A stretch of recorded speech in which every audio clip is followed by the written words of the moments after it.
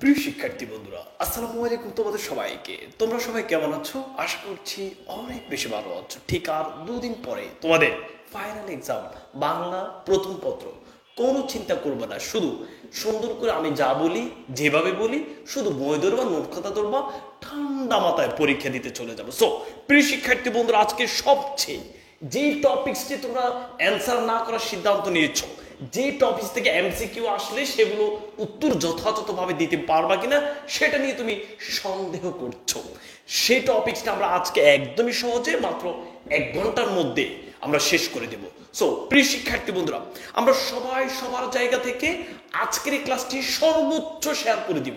এতদিন তোমাদেরকে শুধু শেয়ারের জন্য বলেছি, আজকে এটি বলবো যে ভাইয়া সবাই সবার জায়গা থেকে সর্বোচ্চ শেয়ার করে দিব।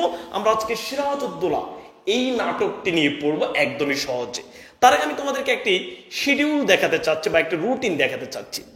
আমি যতটুকু জানি এবং বুঝি, তোমরা যারা বিজ্ঞান বিভাগের শিক্ষার্থী আছো অথবা তোমরা যারা ব্যবসা শাখা বিভাগের শিক্ষার্থী আছো, তোমরা বাংলা প্রথম পত্র ওই যে কখন ধরেছো টেস্ট পরীক্ষার সময়, আর তোমাদের ধরাই হয় নাই।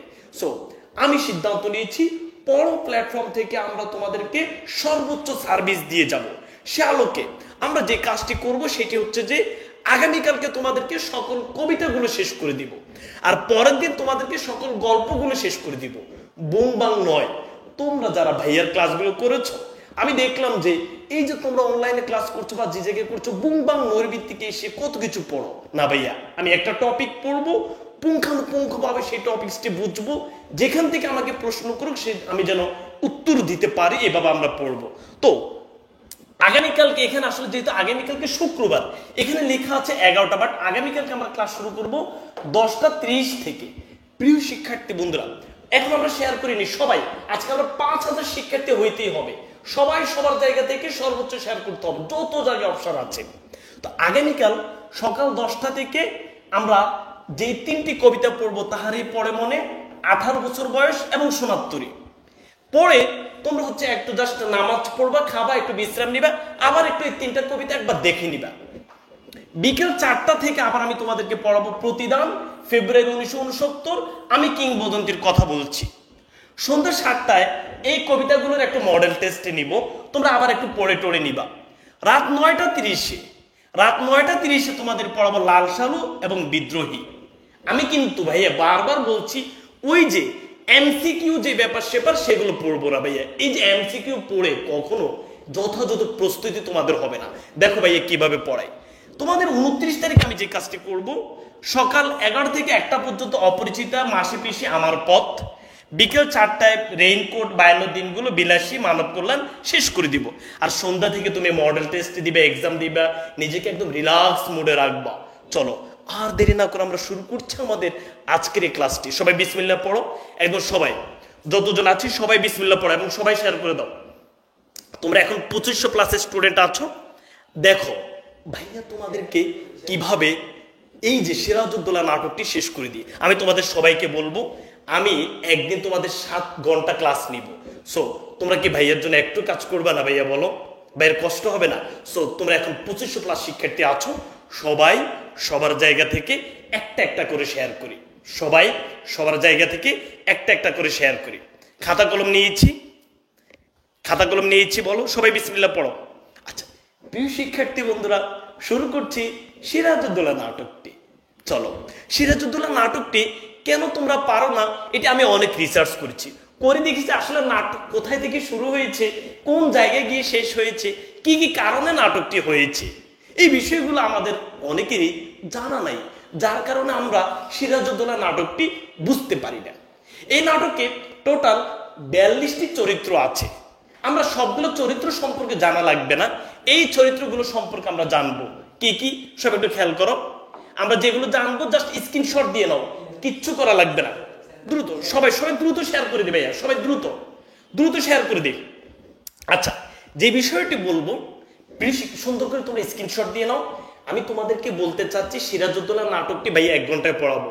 আমি ক্লাস শেষে যদি তোমার মুখস্থ না হয় আমাকে কমেন্ট সেকশনে জানাবা, চ্যালেঞ্জ দিয়ে পড়াবো, এমসিকিউ সিকিউ সব পারবা। সবাই আবার শেয়ার করে দিই, একদম যেন বাংলাদেশের সব শিক্ষার্থীরা যারা অনলাইনে ক্লাস করছে সবাই যেন সিরাজউদ্দৌলা নাটকটি সহজে বুঝতে পারে। তো প্রিয় শিক্ষার্থী বন্ধুরা, এই নাটকে আমরা এদের সম্পর্কে ভালোভাবে জানবো। আলীবর্দী, মীর জাফর, ক্লাইভ, উমিচাঁদ, ওয়াটস, হলোয়েল, গসেটি বেগম, রজার ড্রেক, মানিক চাঁদ, জগৎ শেঠ, আমেনা বেগম, মিরন, মীর মর্দান, মোহনলাল। এই যে আমি এখন নামগুলো বলছি না, তোমার কাছে খুবই বিরক্ত লাগছে যে দূর ভাই এত নাম কিভাবে মনে রাখবা। দেখো আমি কিভাবে মনে রাখছি তোমাদেরকে। মোহাম্মদী বেগ, রাজবল্লভ, লুৎফুন্নেসা, রায়দুল্লভ, ডাচ, ফরাসি, ফোর্ট উইলিয়াম, আলীনগরের সন্ধি, এই বিষয়গুলো আমরা জানবো। সবাই সুন্দর করে একটি স্ক্রিনশট দিয়ে নাও, সবাই সুন্দর করে স্ক্রিনশট দিয়ে নাও। ওকে, ঠিক আছে প্রিয় শিক্ষার্থী বন্ধুরা, সবার স্ক্রিনশট দেওয়া শেষ হয়েছে? সবার স্ক্রিনশট দেওয়া শেষ হয়েছে? ওকে, ঠিক আছে। আচ্ছা প্রিয় শিক্ষার্থী বন্ধুরা, এই নাটকে এই চরিত্রগুলো সম্পর্কে আমরা কথা বলবো, বাট কথা বলতে গিয়ে কাহিনীটি তোমাকে আগে বুঝতে হবে যে এই নাটকটি সিরাজউদ্দৌলাকে নিয়ে। তো সিরাজউদ্দৌলা কোথায় থেকে আসছে প্রথমে আমরা সেটি যাব। সুন্দর করে নোট করো প্লিজ, আমার পড়াইতে বেশিক্ষণ লাগবে না, সুন্দর করে নোট করো, বুংবাং পড়া যাবে না প্লিজ বলছি ভাইয়া। প্রিয় শিক্ষার্থী বন্ধুরা, তোমরা সবাই দিল্লি সম্পর্কে অবশ্যই তোমরা জানো। তো মোগল আমলে এই যে দিল্লি তোমরা দেখতে পাচ্ছ, মোগল আমলে মোগল সাম্রাজ্যের সম্রাট জাহাঙ্গীর যে দিল্লির সম্রাট ছিলেন সম্রাট জাহাঙ্গীর। তো হঠাৎ করে সম্রাট জাহাঙ্গীর সিদ্ধান্ত নিয়েছেন তিনি বঙ্গ দখল করবেন। তো তিনি 1609 সনে তিনি বঙ্গ দখল করেছেন। সবাই আমরা এটা লিখে ফেলি, দ্রুত এটা লিখে ফেলি। ওকে, এটা লিখে আমাকে বলতে হ্যাঁ ভাই লিখে শেষ হয়েছে।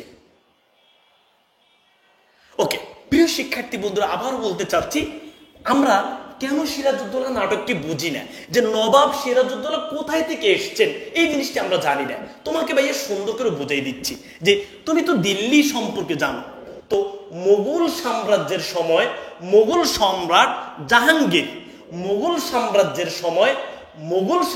সময় তোমরা মোগল কাহিনী জানো, মোগলী আমল, যে বাবর, হুমায়ুন, আকবর, জাহাঙ্গীর, শাহজাহান, আওরঙ্গজেব, এরা ছিলেন মোগল সম্রাট। তো মোগল সম্রাট জাহাঙ্গীর যাকে তোমরা দেখতে পাচ্ছ, এই জাহাঙ্গীর সাহেবের মন চেয়েছে একটু বঙ্গ দখল করতে।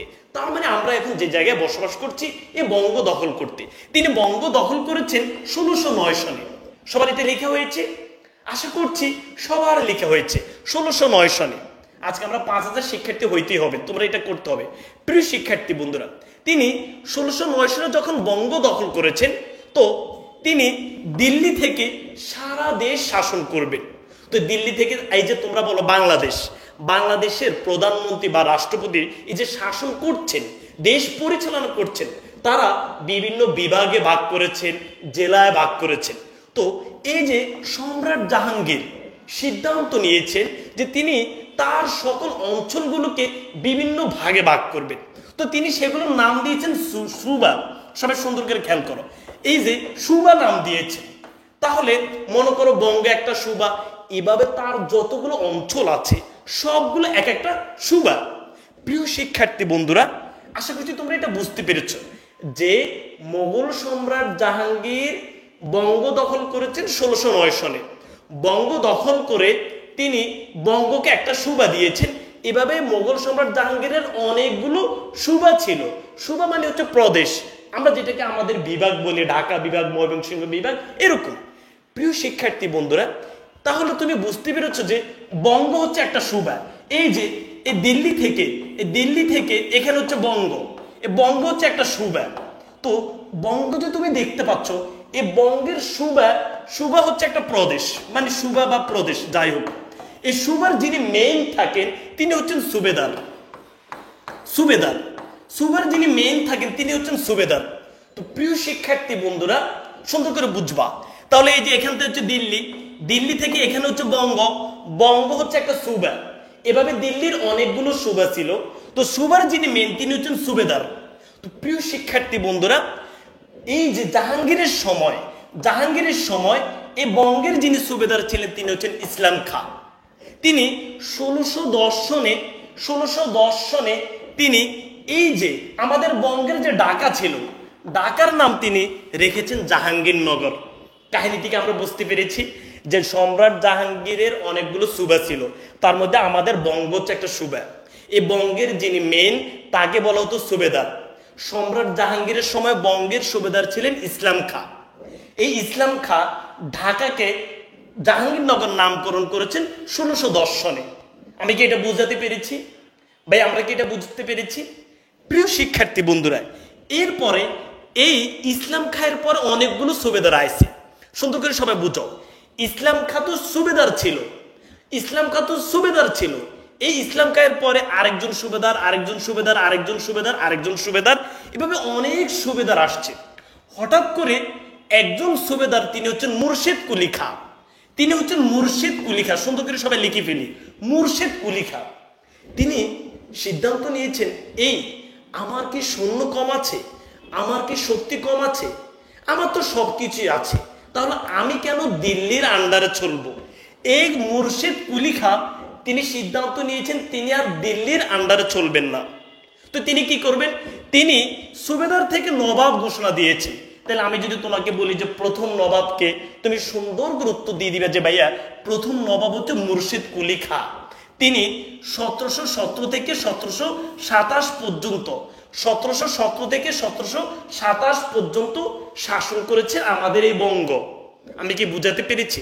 তাহলে তুমি আবার খেয়াল করো, সম্রাট জাহাঙ্গীর, জাহাঙ্গীরের সময় বঙ্গের সুবেদার ছিলেন কে? তো সুবেদারের পর অনেকজন সুবেদার আসছে, অনেকজন সুবেদারের পর হঠাৎ করে মুর্শিদ কুলি খাঁ, ইনিও সুবেদার ছিলেন। বাট ইনি সিদ্ধান্ত নিয়েছেন, ভাই আমি এদের আন্ডারে থাকবো না, আমি স্বাধীনতা ঘোষণা দিব। তো এই মুর্শিদ কুলি খাঁ তিনি স্বাধীনতা ঘোষণা দিয়ে তিনি সুবেদার থেকে হয়েছেন নবাব। আমি যদি তোমাকে প্রশ্ন করি যে বঙ্গের প্রথম নবাব কে ছিলেন? মুর্শিদ কুলি খাঁ। বুঝতে পেরেছি?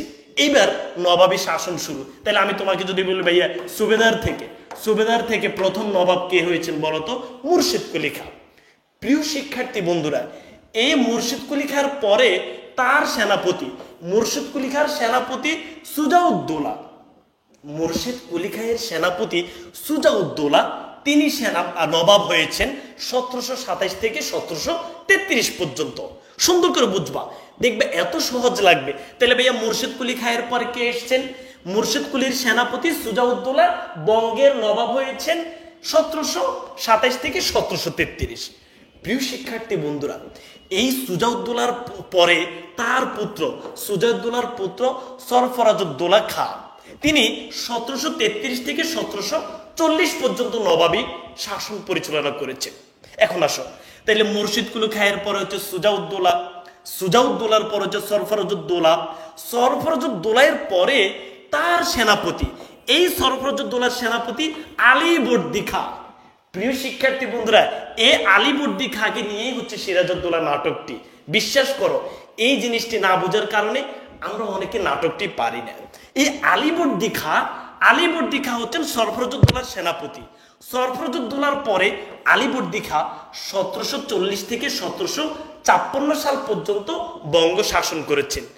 আর এই আলীবর্দী খাঁয়ের নাতি ছিলেন সিরাজ। তাহলে ভাইয়া আমি কি বুঝাতে পেরেছি? মন থেকে বলো।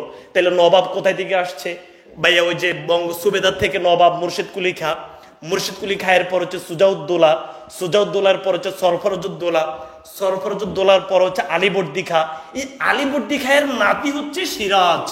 আলীবর্দী খাঁ যখন 1740 থেকে 1754 সাল পর্যন্ত বঙ্গ শাসন করেছে, এই আলীবর্দী খাঁয়ের মৃত্যু হওয়ার পরে তার নাতি সিরাজউদ্দৌলা বঙ্গের নবাব হয়েছে। আমি কি বুঝাতে পেরেছি? প্রিয় শিক্ষার্থী বন্ধুরা, এই পর্যন্ত সবাই বুঝছি?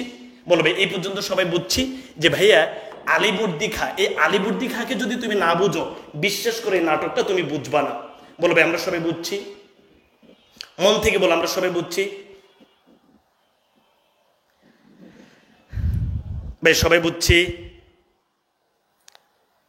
সবাই বুঝছি বলো। এই যে আলীবর্দী খাঁ তুমি দেখতে পাচ্ছ, আলীবর্দী খাঁ কোথায় থেকে এসেছেন তোমাকে সেটা বুঝতে হবে। ভাই বলো বুঝছি?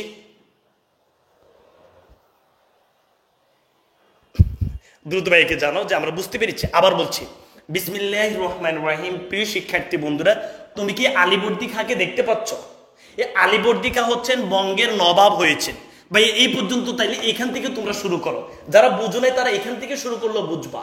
ভাইয়া আলীবর্দী খাঁকে তুমি দেখতে পাচ্ছ, এই আলীবর্দী খাঁ বঙ্গ যেটা তুমি দেখতে পাচ্ছ, আমরা যে বঙ্গে বসবাস করি, আলীবর্দী খাঁ বঙ্গের নবাব হয়েছেন 1740 থেকে 1756 সালে, এই পর্যন্ত তিনি শাসন করেছেন। ঘটনাক্রমে আলীবর্দী খাঁয়ের কোনো ছেলে ছিল না, তো আলীবর্দী খাঁ তারপরে তার নাতি সিরাজউদ্দৌলাকে নবাব করেছেন। ভাইয়া এখান থেকে মূলত কাহিনীটা শুরু। এটা কি সবাই বুঝছি বলো? ভাই বলো সবাই বুঝছি? তোমরা বুঝে এটা বুঝো না, এটা কোনো একটা কথা হইলে এই কারণে তো তোমরা মানে এই নাটকটা পারো না। আবার বলি ভাইয়া, বিসমিল্লাহির রহমানির রহিম।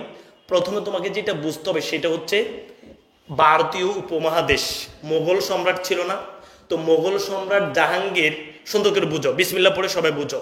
মোগল সম্রাট জাহাঙ্গীর পুরো দিল্লি, পুরো বঙ্গ সব কিছু শাসন করতেন।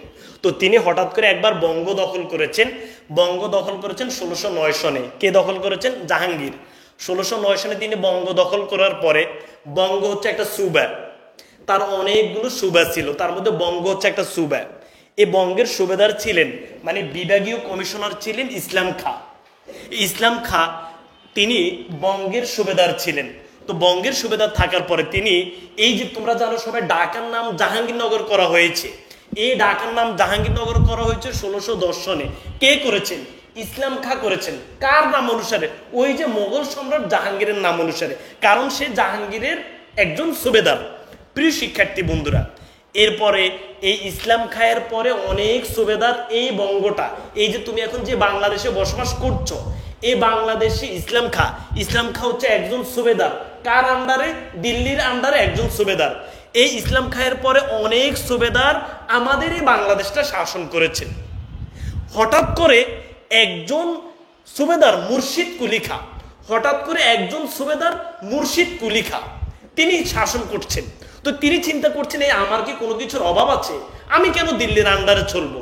তো তিনি দিল্লির আন্ডারে আর থাকতে চায় নাই, তিনি নিজেকে সুবেদার থেকে নবাব ঘোষণা দিয়েছেন।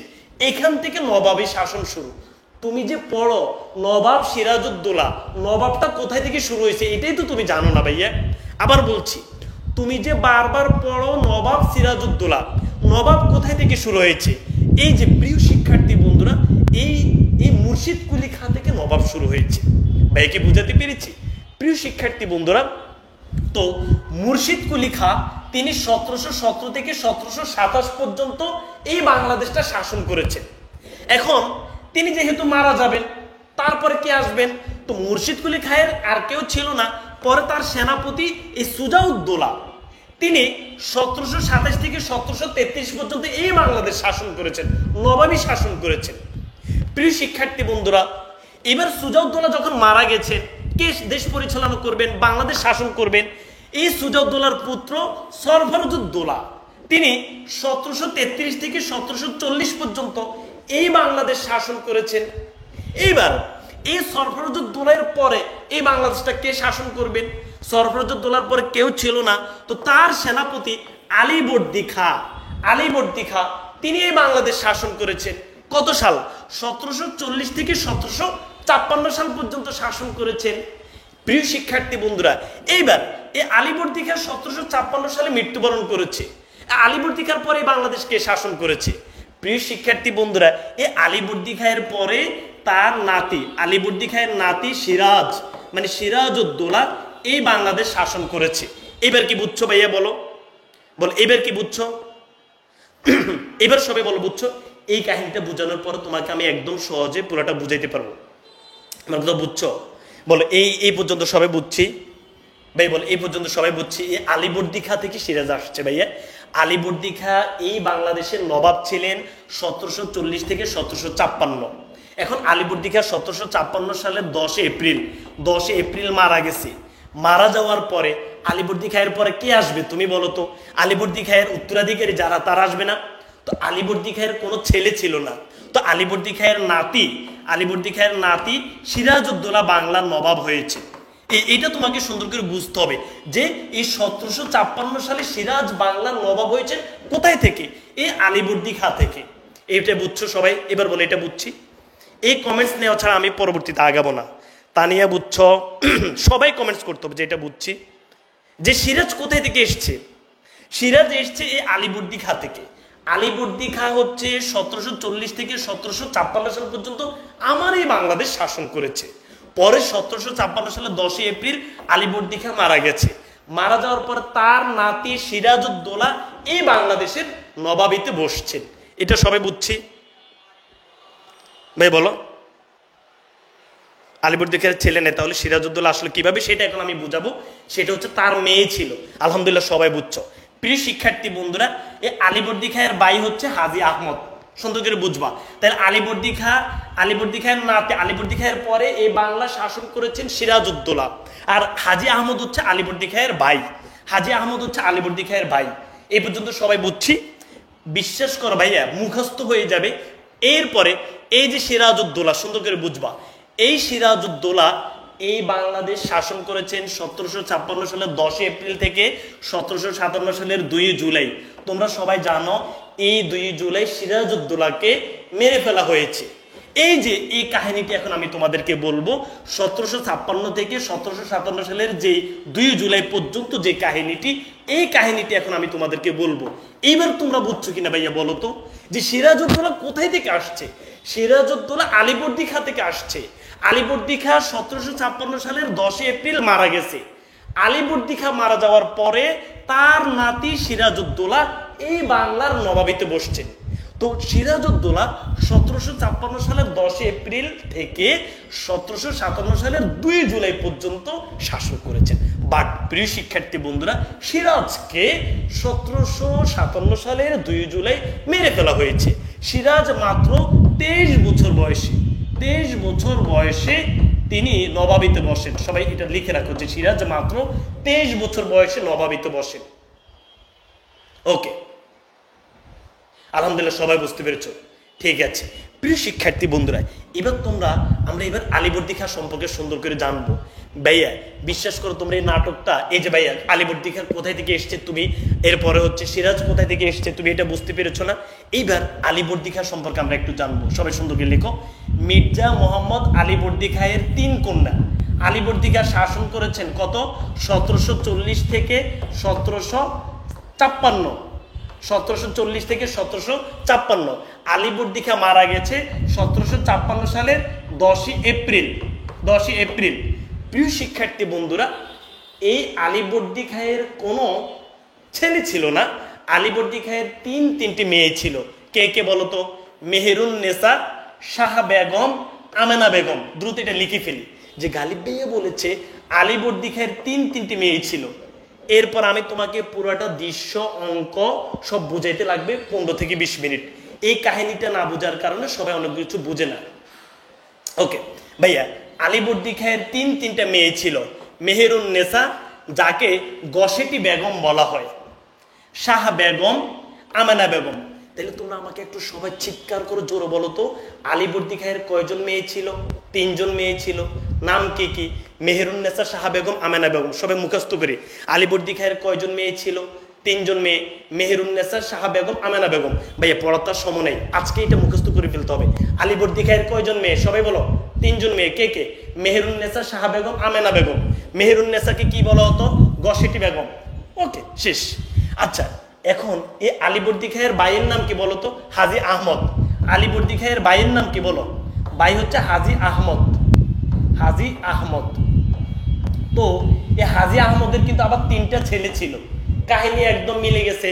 আলিবর্দী খাঁর হচ্ছে 3টা মেয়ে, হাজী আহমদের হচ্ছে 3টা ছেলে। 3টা ছেলে কে কে? 3টা ছেলে হচ্ছে বলো, নওয়াজিশ মোহাম্মদ, সৌলত জং এবং জয়নুদ্দিন জং। এই 3টা ছেলে হচ্ছে হাজী আহমদের ছেলে। এই 3টা ছেলে হচ্ছে হাজী আহমদের ছেলে, মানে আলিবর্দী খাঁয়ের ভাতিজা। তো এরা সবাই তাদের জ্যাঠাতো বোনকে বিয়ে করেছে। এই নওয়াজিশ মোহাম্মদ তার জ্যাঠাতো বোন মেহেরুন্নেসাকে বিয়ে করেছে। সৌলত জং তার জ্যাঠাতো বোন শাহ বেগমকে বিয়ে করেছে। জয়নুদ্দিন জং তার জ্যাঠাতো বোন আমেনা বেগমকে বিয়ে করেছে। মিলে গেছে না ভাইয়া? আবার বলি, আলিবর্দী খাঁয়ের 3টা মেয়ে ছিল, মেহেরুন্নেসা, শাহ বেগম এবং আমেনা বেগম। আর আলিবর্দী খাঁয়ের ভাই হাজী আহমদের 3টি ছেলে ছিল, নওয়াজিশ মোহাম্মদ, সৌলত জং এবং জয়নুদ্দিন জং। ওই তিনটা মেয়ের সাথে এই তিনটা ছেলের বিয়ে হয়েছে। ভাইয়া এই পর্যন্ত সবাই বুঝছি? প্রিয় শিক্ষার্থী বন্ধুরা, এইবার মজাটা তুমি পাবা, একটু খেয়াল করো ভাইয়া। প্রিয় শিক্ষার্থী বন্ধুরা, এবার তুমি যেটি দেখবা সেটি হচ্ছে যে এই এই যে সিরাজ কোথা থেকে আসছে তুমি দেখো। এরপরে তুমি দেখো ভাইয়া, এই যে আমানা বেগম, তাকে বিয়ে করেছে জয়নুদ্দিন জং। এই আমানা বেগমের তিনটি পুত্র ছিল, সিরাজ, একরামউদ্দৌলা এবং মির্জা হামদি। ভাইয়া তুমি কি সিরাজকে পেয়েছো? অনেকে আমাকে প্রশ্ন করেছে যে ভাইয়া যেহেতু তার ছেলে ছিল না, নাতি আসছে কোথায় থেকে? এই যে তার মেয়ের ঘরে থেকে। এই সিরাজউদ্দৌলা এই আলীবর্দী খাঁয়ের পরে বাংলার স্বাধীনতায় বসেছেন, বাংলার নবাবে বসেছেন। বুঝাতে পেরেছি? বুঝাইতে পেরেছি? ভাইয়া বলো। এই যে তুমি দেখতে পাচ্ছ যে সিরাজউদ্দৌলা, তাহলে ভাইয়া আমেনা বেগমের তিনটি পুত্র ছিল, তাহলে আমার সাথে সবাই মুখস্থ বলো। তাহলে ভাইয়া আমেনা বেগমের কয়জন পুত্র ছিল? 3 জন, সিরাজ, একরাম, মির্জা হামদি। বলো সিরাজ, একরাম, মির্জা হামদি। মুখস্থ হয়ে গেছে। প্রিয় শিক্ষার্থী বন্ধুরা, মেজো মেয়ে শাহা বেগমের মাত্র একটা ছেলে ছিল, শওকত জং। আর এই যে মেহেরুন্নেসা গসেটি বেগম, তোমরা অনেকেই এই গসেটি বেগম সম্পর্কে একটু জানতে চাচ্ছ। এই গসেটি বেগমের কোনো ছেলে ছিল না, নিঃসন্তান। সবাই দ্রুত লিখে ফেলি, গসেটি বেগমের কোনো সন্তান ছিল না, নিঃসন্তান। বাট গসেটি বেগম যেহেতু আলীবর্দী খাঁয়ের বড় মেয়ে, তার একটু স্বপ্ন সে যদি এই বাংলার মসনদে, বাংলার নবাবিতে একটু বসতে পারে। বাট সে তো মহিলা, সে বসতে পারবে না। তো সে সিদ্ধান্ত নিয়েছে সে কি করবে। সে প্রথমে এই যে তুমি দেখতে পাচ্ছ একরামউদ্দৌলাকে সে প্রথমে দত্তক এনেছে। সে মেহেরুন্নেসা তার ছোট বোন আমেনার কাছে গিয়েছে। আমেনাকে গিয়ে বলেছে যে আমেনা প্লিজ তুই তোর এই ছেলেটাকে একটা আমাকে দিস না। আমেনা তার ছেলে একরামউদ্দৌলাকে দত্তক দিয়েছে। কেন? মেহেরুন্নেসা চিন্তা করেছে আমি যদি একে দত্তক আনি তাহলে এ হচ্ছে মসনদে বসবে, নবাবিতে বসবে, আর আমি হব নবাবের মা। এই যে মেহেরুন্নেসা এটা করেছে। বাট প্রিয় শিক্ষার্থী বন্ধুরা, এই একরামউদ্দৌলা বসন্ত রোগে মারা গেছে। বসন্ত রোগে মারা গেছে, তার মানে মেহেরুন্নেসা একটা ছ্যাঁকা খেয়েছে। মেহেরুন্নেসা একটা ছ্যাঁকা খেয়েছে। কি ছ্যাঁকা খেয়েছে বলতো? সে অনেক স্বপ্ন নিয়ে এই একরামউদ্দৌলাকে তার বোন থেকে দত্তক এনেছে, কিন্তু এই একরামউদ্দৌলা বসন্ত রোগে মারা গেছে। মুখস্থ থাকতে হবে, বসন্ত রোগে মারা গেছে, সে একটা ছ্যাঁকা খেয়েছে। প্রিয় শিক্ষার্থী বন্ধুরা, এবার সে কি করবে? মেহেরুন্নেসা এবার সিদ্ধান্ত নিয়েছে তার মেজ বোনের কাছে যাবে। মেজ বোনের মাত্র একটা ছেলে শওকত জং। সে সিদ্ধান্ত নিয়েছে আমি আমার মেজ বোনকে যেভাবে হোক বুঝাবো। সে মেজ বোনকে মোটামুটি বুঝাই তার ছেলেটাকে নিয়ে আসছে, আবারও দত্তক শওকত জংকে নিয়ে আসছে। প্রিয় শিক্ষার্থী বন্ধুরা, এই শওকত জং, এই যে শওকত জংকে সে দত্তক আনার পর পূর্ণিয়া নামে একটা জায়গা ছিল, পূর্ণিয়ার গভর্নর দেওয়া হয়েছে তাকে। সুন্দর করে সবাইটা আমরা লিখে ফেলি, শওকত জংকে পূর্ণিয়ার গভর্নর দেওয়া হয়েছে। কিন্তু এই শওকত জং সারাদিন নারী এবং মদ নিয়ে পড়ে থাকতো। সারাদিন নারী এবং মদ নিয়ে পড়ে থাকতো। পড়ে থাকার পরে এই শওকত জং সম্পর্কে যখন তার নানা জেনেছে আলীবর্দী খাঁ, তখন সিরাজের মাধ্যমে একজন সেনাপতিকে দিয়ে, এত কিছু তোমাদের তথ্য জানা লাগবে না, এই শওকত জংকে মোহনলাল নামে একজন সেনাপতি ছিল, বাট এত কিছু তোমাদের জানা লাগবে না। এই শওকত জংকেও মেরে ফেলা হয়েছে। সে সারাদিন নারী এবং মদ নিয়ে থাকতো, এই কারণে তাকে মেরে ফেলা হয়েছে। গসেটি বেগম বা মেহেরুন্নেসা খেয়েছে আরেকটা শেখা। সুন্দর করে সবাই এটা বুঝতে পেরেছ যে সে সিদ্ধান্ত নিয়েছে, সে হচ্ছে প্রথমে একরামউদ্দৌলাকে এনেছে। একরামউদ্দৌলা বসন্ত রোগে মারা গেছে। শওকত জং সে নারী মদ নিয়ে পড়ে থাকতো, সে তাকেও মেরে ফেলা হয়েছে। এই যে সে আরেকটা ধোঁকা খেয়েছে। তোমাকে এখন আমি বুঝাবো যে মেহেরুন্নেসা কেন এই সিরাজের বিরুদ্ধে লেগেছে, সেটা এখন আমি তোমাদেরকে দেখাবো যে খালা কেন বোনের ছেলের বিরুদ্ধে লেগেছে। প্রিয় শিক্ষার্থী বন্ধুরা, সর্বশেষ এই যে তার স্বামী নওয়াজিশ মোহাম্মদ, এই যে তার স্বামী নওয়াজিশ মোহাম্মদ, এই নওয়াজিশ মোহাম্মদ ছিলেন ঢাকার গভর্নর। ভাই আমরা কি বুঝতেছি? ভাই বলো, বোঝা যাচ্ছে? সবাই বুঝতেছি বলো? এই তো ভাই ইমার্জেন্সি টপিক্সটাতে যাচ্ছি ভাইয়া, এটা না বুঝলে তো তুমি ওইদিকে বুঝবা না। প্রিয় শিক্ষার্থী বন্ধুরা, তার স্বামী এই মেহেরুন্নেসার স্বামী ছিল নওয়াজিশ মোহাম্মদ, সেও ছিল। এরপর আমি তোমাকে বুঝাইতে লাগবে অল্প কতক্ষণ। মেহেরুন্নেসার স্বামী ছিল নওয়াজিশ মোহাম্মদ। এই নওয়াজিশ মোহাম্মদ ছিল ঢাকার গভর্নর। লিখি ফেলো ভাইয়া, ঢাকার গভর্নর। বাট এই নওয়াজিশ মোহাম্মদ ছিল দুর্বল। দুর্বল। দুর্বল থাকার কারণে সে এত শক্তিশালী ছিল না, শাসন ক্ষমতা পরিচালনা করতে পারতো না। তো এই নওয়াজিশ মোহাম্মদের সেনাপতি ছিল হোসেন কুলি খাঁ। হোসেন কুলি খাঁ, এই হোসেন কুলি খাঁ সব দেখাশোনা করত। এই নওয়াজিশ মোহাম্মদের সব দেখাশোনা করত সেনাপতি হোসেন কুলি খাঁ। প্রিয় শিক্ষার্থী বন্ধুরা, যেহেতু স্বামী নওয়াজিশ মোহাম্মদ একটু দুর্বল ছিল, মেহেরুন্নেসা ঘটনাক্রমে হোসেন কুলির সাথে পরকীয়ার সম্পর্ক করে ফেলেছে। সুন্দর করে বুঝবা, তাহলে মেহেরুন্নেসার সাথে কার সাথে সম্পর্ক হয়েছে? সেনাপতি হোসেন কুলি খাঁয়ের সাথে। এই হোসেন কুলি খাঁয়ের সাথে যেহেতু সম্পর্ক হয়েছে, সেহেতু এই যে মেহেরুন্নেসার বাবা আলীবর্দী খাঁ এটা জেনে গেছে। জেনে যাওয়ার পরে আলীবর্দী খাঁ এটা জানাইছে সিরাজকে, যে সিরাজ তুমি তাড়াতাড়ি গিয়ে এই হোসেন কুলি খাঁকে হত্যা করো। সিরাজ এসে এই হোসেন কুলি খাঁকে হত্যা করেছে। তার মানে মেহেরুন্নেসা আরেকটি ধোঁকা খেয়েছে। আমি কি সবাইকে এটা বুঝাতে পেরেছি যে মেহেরুন্নেসা কেন সিরাজের বিরুদ্ধে লেগেছে? সে প্রথমে একরামউদ্দৌলাকে এনেছে, সে মারা গেছে। শওকত জন্মেছে, তাকেও মেরে ফেলা হয়েছে। হোসেন কুলি খাঁর সাথে তার প্রেমের সম্পর্ক ছিল, তাকেও মেরে ফেলা হয়েছে। এই কারণে মেহেরুন্নেসা বা গসেটি বেগম এই সিরাজের বিরুদ্ধে লেগেছে। তো তুমি পুরোটা দেখো তো ভাইয়া, আলীবর্দী খাঁয়ের পরে কে ক্ষমতা পাবে তুমি দেখো তো। শওকত জং তো মরে গেছে, একরামউদ্দৌলা মরে গেছে, আর আছে কে বলো তো? সিরাজ। এই আলীবর্দী খাঁয়ের পরে সিরাজ বাংলার মসনদে বসেছে। বুঝাইতে পেরেছি ভাই? বলো, বুঝাইতে পেরেছি? এরপর তুমি দেখো ভাইয়া, এখন আমরা কাহিনীতে চলে যাব। এরপর হাজী মোহাম্মদের তিনজন পুত্র নওয়াজিশ মোহাম্মদ, সৌলত জং, জয়নুদ্দিন আর মীর জাফর। মীর জাফর, এই মীর জাফর বিয়ে করেছে ওই যে আলীবর্দী খাঁয়ের বৈমাত্রীয় ভগ্নী, মানে আলীবর্দী খাঁয়ের বোনকে বিয়ে করেছে। এবং এই মীর জাফরের পুত্র একটা হচ্ছে মিরন। এতটুকু পর্যন্ত জানলে হবে। মীর জাফর আলীবর্দী খাঁয়ের বৈমাত্রীয় বোন শাহ খানমকে বিয়ে করেছে, আর মীর জাফরের একটা ছেলে হচ্ছে মিরন। সব এই পর্যন্ত বুঝতে পেরেছি। এবার আমরা কাহিনীতে যাব। প্রিয় শিক্ষার্থী বন্ধুরা, তোমরা ভাইকে একটু মন থেকে বলো। এবার মূল কাহিনী শুরু এবং হচ্ছে দৃশ্যগুলো শুরু। তোমরা হচ্ছে প্রথম অঙ্কটা খোলো।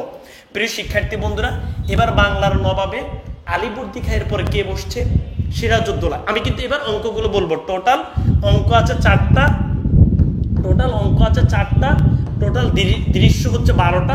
এই অঙ্ক 4টা এবং দৃশ্য 12টা আমরা 30 মিনিটসের মধ্যে পড়ে ফেলবো। সবাই সুন্দর করে এখন ধরবা। ওকে, মিরনকে। মিরন তো তোমাদেরকে বললাম যে ভাইয়া, এই যে মীর জাফরের ছেলে মিরন, মীর জাফরের ছেলে মিরন।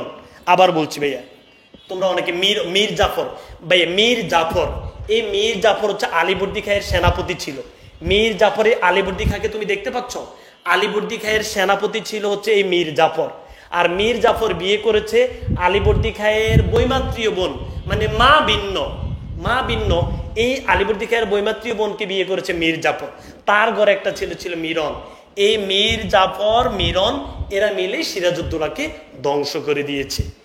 এরা মিলে সিরাজউদ্দৌলাকে ধ্বংস করে দিয়েছে। খালা গসেটি বেগমও সিরাজের বিরুদ্ধে ছিল। আশা করছি বুঝতে পেরেছ। প্রিয় শিক্ষার্থী বন্ধুরা, এখন আমরা দেখবো হচ্ছে সিরাজউদ্দৌলা। সুন্দর করে সবাই খেয়াল করবা। তাহলে তুমি আমাকে বলো ভাইয়া, সিরাজউদ্দৌলা কার পরে বাংলার মসনদে বসছে? আমরা বুঝে আগাবো। সিরাজউদ্দৌলা, এত সম্পর্ক মাথায় প্যাচ লাগবে না তো ভাই, একদম সহজ। সিরাজউদ্দৌলা বাংলার মসনদে বসছে আলীবর্দী খাঁয়ের পরে। কত সনে বসছে? 1756 সালের 10 এপ্রিল। কত বছর বয়সে? 23 বছর বয়সে। সিরাজউদ্দৌলা কোন কোন জায়গার নবাব ছিলেন বলো? বিহার, উড়িষ্যা এবং বাংলা, এই 3 জায়গার নবাব ছিলেন। সবাই সুন্দর করে লিখে ফেলো। এখন আমরা প্রথম দৃশ্যটা শেষ করে ফেলবো 1-2 মিনিটের ভিতরে। বলো, সিরাজউদ্দৌলা নবাব ছিলেন বিহার, বাংলা এবং উড়িষ্যা, এই 3 জায়গার নবাব ছিলেন সিরাজউদ্দৌলা। প্রিয় শিক্ষার্থী বন্ধুরা, এই বাংলার মাঝখান দিয়ে একটা নদী ছিল। আর বাংলার এই পাশে ছিল মুর্শিদাবাদ, আর এই পাশে ছিল কলকাতা। প্লিজ বলছি ভাই, এগুলো না বুঝলে জীবনও তুমি এই নাটকটা বুঝবে না। আর বুঝতে তোমার সর্বোচ্চ 10 থেকে 15 মিনিট লাগবে। বিহার, বাংলা, উড়িষ্যার নবাব হচ্ছে সিরাজউদ্দৌলা এই বাংলাকে 2 ভাগ করেছেন। বাংলার এই পাশে হচ্ছে মুর্শিদাবাদ, আর এই পাশে হচ্ছে কলকাতা। সিরাজের রাজধানী ছিল মুর্শিদাবাদ। তাহলে সবাই দ্রুত এটা লিখে ফেলি, সিরাজের রাজধানী ছিল মুর্শিদাবাদ। ওকে, সবাই দ্রুত এটা লিখে ফেলি যে সিরাজ বাংলা, বিহার, উড়িষ্যার নবাব হয়েছেন। সিরাজের রাজধানী ছিল মুর্শিদাবাদ, আর এইদিকে হচ্ছে কলকাতা। এখন আমরা কলকাতা সম্পর্কে কিছু জানবো এবং প্রথম দৃশ্য আমাদের শেষ হয়ে যাবে। এখানে বাগীরথী নামে একটা নদী ছিল। এখানে বাগীরথী নামে একটা নদীর ছিল। এই বাংলা এবং কলকাতার মাঝখান দিয়ে, মুর্শিদাবাদ এবং কলকাতার মাঝখানে একটা নদী ছিল, নদীটির নাম ছিল বাগীরথী নদী। এটা সবাই আমরা লিখে ফেলি, এটা কাজে লাগবে একটু পরে। ওকে, সবাই এই পর্যন্ত লিখেছি। ওকে, আচ্ছা প্রিয় শিক্ষার্থী বন্ধুরা, আশা করছি আমরা সবাই এতটুকু পর্যন্ত বুঝতে পেরেছি। এইবার এই যে তুমি কলকাতা দেখতে পাচ্ছ, তো সিরাজ তো হচ্ছে মুর্শিদাবাদে। এদিকে কলকাতা কাদের আন্ডারে ছিল জানো? কলকাতা ছিল ইংরেজদের আন্ডারে। কলকাতা ছিল ইংরেজদের আন্ডারে। এই ইংরেজরা কি করেছে তুমি জানবা? এই ইংরেজরা কলকাতায় আধিপত্য দেখাচ্ছে। ইংরেজরা নবাবকে সংবর্ধনা দেয়নি। সবাই দ্রুত কলকাতার কাহিনীটা লিখে ফেলো। এটা হচ্ছে প্রথম দৃশ্য এখন আমরা শেষ করে ফেলবো। ইংরেজরা কলকাতা আধিপত্য দেখাচ্ছে। ইংরেজরা নবাবকে সংবর্ধনা দেয়নি। ইংরেজরা এই কলকাতায় ফোর্ট উইলিয়াম নামে একটা দুর্গ নির্মাণ করেছে। এত ব্যাখ্যা জানা লাগবে না, ফোর্ট উইলিয়াম কি, কেন, কিভাবে। আপাতত এতটুকু জানো যে ইংরেজরা কলকাতায় আধিপত্য দেখাচ্ছে, ইংরেজরা নবাবকে সংবর্ধনা দেয়নি। চিন্তা করো, সে তার এলাকায় থাকে, ইংরেজরা সিরাজের এলাকায় থেকে সিরাজকে সংবর্ধনা দেয়নি।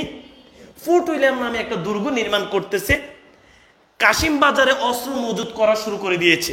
কাশিম বাজার নামে একটা জায়গা আছে, সেখানে অস্ত্র মজুত করা শুরু করে দিয়েছে। রাজবল্লভ নামে একজন সেনাপতি ছিলেন সিরাজের। রাজবল্লভের পুত্র কৃষ্ণদাস অনেক টাকা করে নিয়ে এই কলকাতায় আশ্রয় নিয়েছে। আবার বলছি, রাজবল্লভ নামে একজন সেনাপতি ছিলেন এই সিরাজের। রাজবল্লভের ছেলে কৃষ্ণদাস অনেকগুলো টাকা নিয়ে কোথায় আশ্রয় নিয়েছে?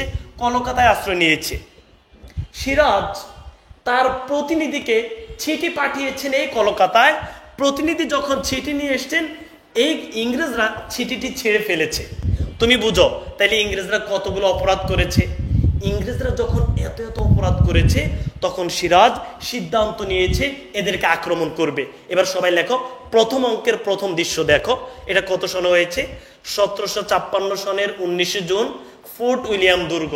সুন্দর করে সবাই বুঝবা, 1 নম্বর দৃশ্য আমাদের সবার শেষ হয়ে যাবে। প্রথম দৃশ্য 1756 সালের 19 জুন, ফোর্ট উইলিয়াম দুর্গ। এখানে কে কে ছিল? ক্ল্যাটন ছিল, হলওয়েল ছিল, উমিচাঁদ ছিল, মীর মর্দান ছিল, মানিকচাঁদ ছিল। ক্ল্যাটনকে এবং হচ্ছে এই যে হলওয়েলকে, এই যে সবাই লেখো ক্ল্যাটন হচ্ছে, ভাই আমরা কি প্রথমটা বুঝতেছি? প্রথমটা বোঝা যাচ্ছে আমাদের?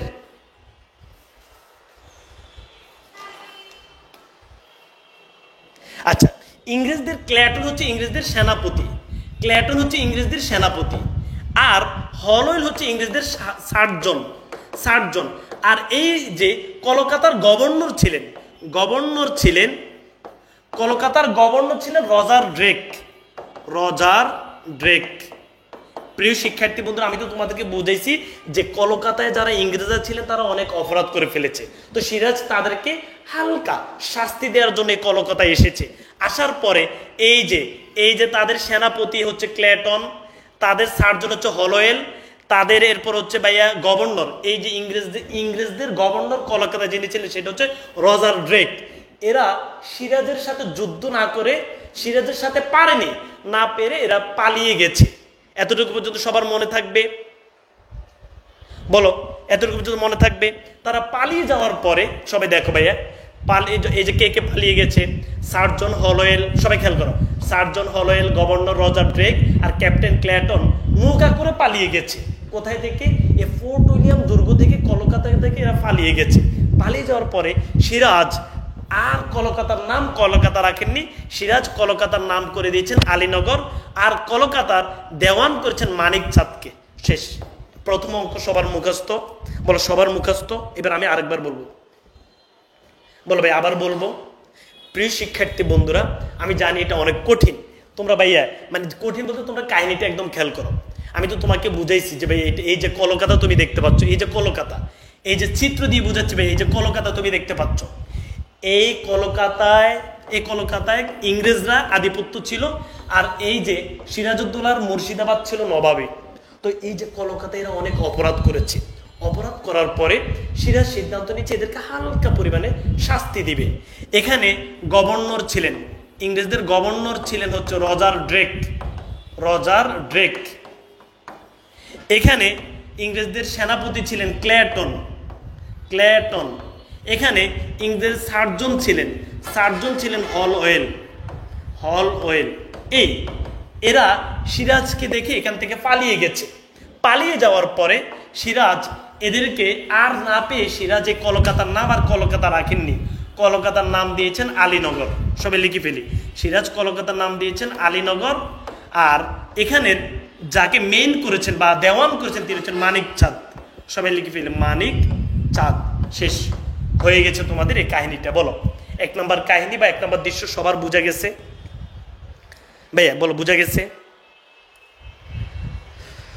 বলো। এই যে ভাই আমি তোমাকে বুঝাইছি যে সিরাজ বাংলা, বিহার, উড়িষ্যা, এই বাংলাকে 2 ভাগে, একটা হচ্ছে মুর্শিদাবাদ আর একটা হচ্ছে কলকাতা। তো সিরাজ প্রথমে বসে যাদের বাধার সম্মুখীন হয়েছেন তারা হচ্ছেন ইংরেজরা। তো ইংরেজদের সাথে তিনি যুদ্ধ করতে গেছেন। প্রথম অঙ্ক তোমাকে তো ভাইয়া দেখাইলাম। যুদ্ধ করার পরে ওকে ভাইয়া, যুদ্ধ করার পরে তারা পালিয়ে যাওয়ার পরে তিনি আলীনগর নাম দিয়েছেন আর সেখানের মেইন করেছেন মানিক চাঁদকে। শেষ। বলে এই পর্যন্ত সবার বোঝা গেছে? বলো ভাই বোঝা গেছে? বলো সবার এই পর্যন্ত বোঝা গেছে? আচ্ছা যাই হোক, এখন তাহলে ভাইয়া আমার মনে হচ্ছে তোমরা আল্লাহর রহমতে সবাই বুঝতে পেরেছো যে প্রথম অঙ্কের প্রথম দৃশ্য, প্রথম অঙ্কের প্রথম দৃশ্য সবাই বুঝতে পেরেছো। আবার খেয়াল করো, প্রথম দৃশ্য হচ্ছে কি 1756 সালের 19 জুন। ভাইয়া 1756 সালে ভাই বুংবাং পড়লে তো হবে না। 1756 সালের 19 জুন এটা হচ্ছে ফোর্ট উইলিয়াম দুর্গ, মানে কলকাতায়। এখানে ছিলেন ক্লেটন, ওয়ালি খান, হলওয়েল, উমিচাঁদ, মীর মর্দান, মানিক চাঁদ। এত কিছু তোমার বোঝা লাগবে না, আমি তো তোমাকে বুঝাইলাম যে কলকাতার কারা কারা ইংরেজদের মেইন ছিলেন। ক্লেটন, রজার ড্রেক এবং হলওয়েল। এরা যখন পালিয়ে গেছে তখন সিরাজ এই কলকাতার নাম দিয়ে দিয়েছেন আলীনগর, আর এখানে এ মানিক চাঁদকে গভর্নর করে গিয়েছেন। বলো এই পর্যন্ত সবার বোঝা গেছে? বলো সবার বোঝা গেছে?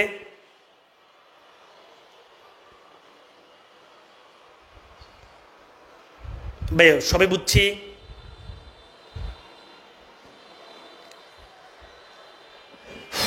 প্লিজ প্লিজ ভাই আমাকে একটু হেল্প করো, কারণ আমি এটা শেষ করতে হবে, বেশিক্ষণ লাগবে না কাহিনীগুলো বলতে। তোমরা একটু হেল্প করো, এটা কত সহজ। বিসমিল্লাহ পড়ে আবার দেখো ভাইয়া, এই যে আমি তো তোমাকে এটা চিত্র এঁকে দেখাইলাম যে এই যে এখানে হচ্ছে বাংলা, এই বাংলাটা 2 ভাগে, একটা হচ্ছে মুর্শিদাবাদ আর হচ্ছে কলকাতা। এই কলকাতাটা হচ্ছে প্রথম অভিযান করছে, সেটা হচ্ছে প্রথম দৃশ্য। এটা সবার বোঝা গেছে? সবাই বুঝছো? ওকে ঠিক আছে, ঠিক আছে ওকে। প্রিয় শিক্ষার্থী বন্ধুরা, এবার যেটি তুমি দেখবা সেটি হচ্ছে এবার এই যে তুমি দেখতে পাচ্ছ ইংরেজরা এবার কি করছে জানো? ইংরেজরা এই যে এখানে একটা নদী, আমি যে তোমাকে নদী দেখাইলাম, এই নদীর এই শেষ দিকে একটা জাহাজ ছিল, এটার নাম হচ্ছে ফোর্ট উইলিয়াম জাহাজ। সবাই লিখে ফেলি, ফোর্ট উইলিয়াম জাহাজ। ওকে। এই যে ইংরেজরা কলকাতা থেকে পালিয়ে এই জাহাজে গিয়ে উঠেছে। প্রিয় শিক্ষার্থী বন্ধুরা, ইংরেজরা কলকাতা থেকে পালিয়ে এই জাহাজে উঠেছে। এখানে একটা জাহাজ ছিল, জাহাজটির নাম হচ্ছে ফোর্ট উইলিয়াম জাহাজ। সবাই এটা লিখে ফেলি ভাইয়া, ফোর্ট উইলিয়াম জাহাজ। সবাই দ্রুত লিখে ফেলি ভাইয়া, ফোর্ট উইলিয়াম জাহাজ। ইংরেজরা কলকাতা থেকে সবাই পালিয়ে এই জাহাজে উঠেছে। প্রিয় শিক্ষার্থী বন্ধুরা, এই জাহাজে ওঠার পরে এখানে হচ্ছে অনেক মানুষ যখন চলে গেছে, তখন ভাইয়া জাহাজটা হচ্ছে ছোট। এই ছোট্ট জাহাজে কি এত মানুষ থাকা যায় না?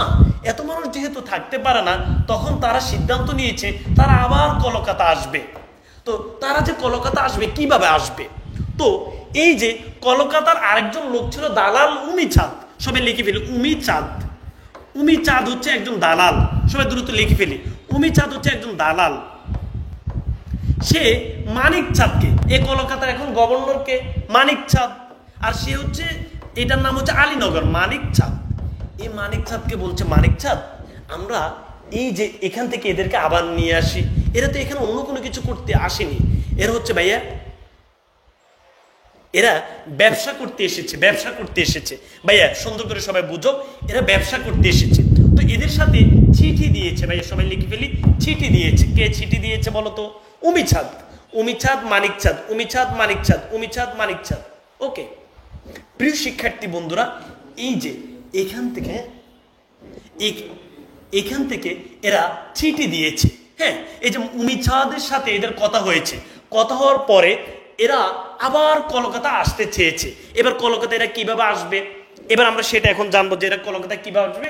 সেটা হচ্ছে দ্বিতীয় দৃশ্য। সবাই দ্বিতীয় দৃশ্য ধরো।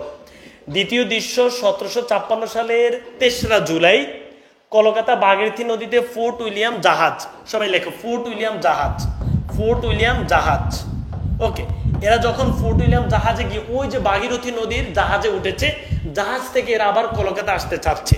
তো এরা মানিকচাঁদকে বলছে যে তোমরা যদি মানিকচাঁদকে 12,000 টাকা দাও আর আমাকে যদি 5,000 টাকা দাও তাহলে আমি তোমাদেরকে কলকাতায় আসতে দিব। আমি কি বুঝাতে পেরেছি? এই কথা সবাই লিখে ফেলো যে ওই যে উমিচাঁদ এবং মানিকচাঁদ। উমিচাঁদ কে বলতো? উমিচাঁদ হচ্ছে দালাল, দালাল, দালাল। আর মানিকচাঁদ হচ্ছে কলকাতার গভর্নর। মানিকচাঁদ হচ্ছে কলকাতার দেওয়ান, দেওয়ান অথবা গভর্নর, যা লিখতে পারো সমস্যা নেই, দেওয়ান অথবা গভর্নর। এই মানিকচাঁদকে যদি তোমরা 12,000 টাকা দাও আর আমাকে যদি 5,000 টাকা দাও তাহলে আমি তোমাদেরকে কলকাতা আসার ব্যবস্থা করে দিব। বলো এই পর্যন্ত সবাই বুঝছি? প্রিয় শিক্ষার্থী বন্ধুরা, এরপরে ওই যে সেখানে যে ড্রেক ছিল, রজার ড্রেক, যারা ইংরেজদের গভর্নর রজার ড্রেক, সে মনে মনে বলে যে উমিচাঁদ এটা হচ্ছে টাউট, এটা হচ্ছে একটা দালাল। আমার মনে হচ্ছে এ মানিকচাঁদকে 2,000-এর বেশি মানিকচাঁদকে দিবে না। মানে সে তো বলছে মানিকচাঁদকে দিতে হবে 12,000, আমাকে দিতে হবে 5,000, টোটাল 17,000 টাকা দিতে হবে। টোটাল সবাই লিখে মিলি, টোটাল 17,000 টাকা। বাট ওই যে রজার ড্রেক, বলো রজার ড্রেক কে? বলো ভাইয়া রজার ড্রেক কে? রজার ড্রেক হচ্ছে ইংরেজদের গভর্নর। সে বলছে আমার মনে হচ্ছে উমিচাঁদ যে ধরনের দালাল, আমার মনে হচ্ছে সে 2,000 টাকার বেশি দিবে না। আচ্ছা যাই হোক, এরা তারপর আবার চলে আসছে। এরা চলে আসার পরে এই যে ভাইয়া এখানে একটু খেয়াল করো, এরা এখন চলে আসছে, সুন্দর করে বুঝো। এরা এই যে ভাগীরথী নদী, আমি তোমাকে এখানে নদী দেখাইছি না ভাইয়া, এই যে এখানে নদী দেখাইছি, এখানে একটা জাহাজ ছিল, এখানে একটা জাহাজ ছিল। এই জাহাজে এরা যে এখানে ছিল, এই দূরে এখানে হচ্ছে মাদ্রাজ, মাদ্রাজ। এই মাদ্রাজে ইংরেজরা সবচেয়ে বেশি থাকতো, এই মাদ্রাজে ইংরেজরা সবচেয়ে বেশি থাকতো। মাদ্রাজ থেকে এরা সাহায্য চেয়েছে, সাহায্য চাওয়ার পরে এই মাদ্রাজ থেকে 5টা জাহাজ আসছে, 5টা জাহাজ আসছে। এবং মেইন হিসেবে লর্ড ক্লাইভ আসছে। ক্লাইভ, তোমরা যাকে আমরা ক্লাইভ হিসেবে চিনি, যে সিরাজউদ্দৌলাকে হত্যার মূল নায়ক, এই ক্লাইভ। এই ক্লাইভ কোথায় থেকে আসছে বলো তো আমাকে? মাদ্রাজ থেকে আসছে। ভাইয়া কি বুঝাতে পেরেছি? ভাই বলো বুঝাইতে পেরেছি? ভাইয়া বলো বুঝাইতে পেরেছি? ওকে, একদম সহজ কাহিনী ভাইয়া। তাইলে ভাইয়া এই যে মাদ্রাজ থেকে 5টা জাহাজ আসছে এবং লর্ড ক্লাইভ এসছে। সে এসে ওই যে কলকাতার যে ইংরেজ গভর্নর ছিল, যে কে ছিল বলতো? Roger Drake. সে রজার ড্রেককে বলেছে, রজার ড্রেক তুমি আর এই কলকাতা শাসন করা লাগবে না, আমি ক্লাইভ চলে এসেছি, আমি এখন কলকাতাকে দেখব। ওকে,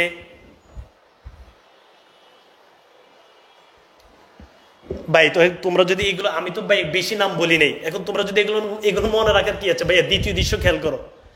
1756 সালের 3রা জুলাই কলকাতা ভাগীরথী নদীর এই যে জাহাজ, মানিকচাঁদ 12,000, উমিচাঁদ 5,000, টোটাল 17,000।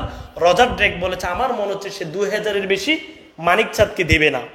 এরপর যেটা আমরা দেখবো সেটা হচ্ছে যে ভাইয়া মাদ্রাজ থেকে 5খানা জাহাজ আসলো, ক্লাইভ নেতৃত্ব দিল, ভাগীরথী নদী, ফোর্ট উইলিয়াম জাহাজ, কলকাতা, আলীনগর, মানিকচাঁদ, উমিচাঁদ, চিঠি, সবকিছু আমি তোমাদেরকে ক্লিয়ার করে দিয়েছি। এবার বলো দ্বিতীয় দৃশ্য বুঝতে পেরেছি?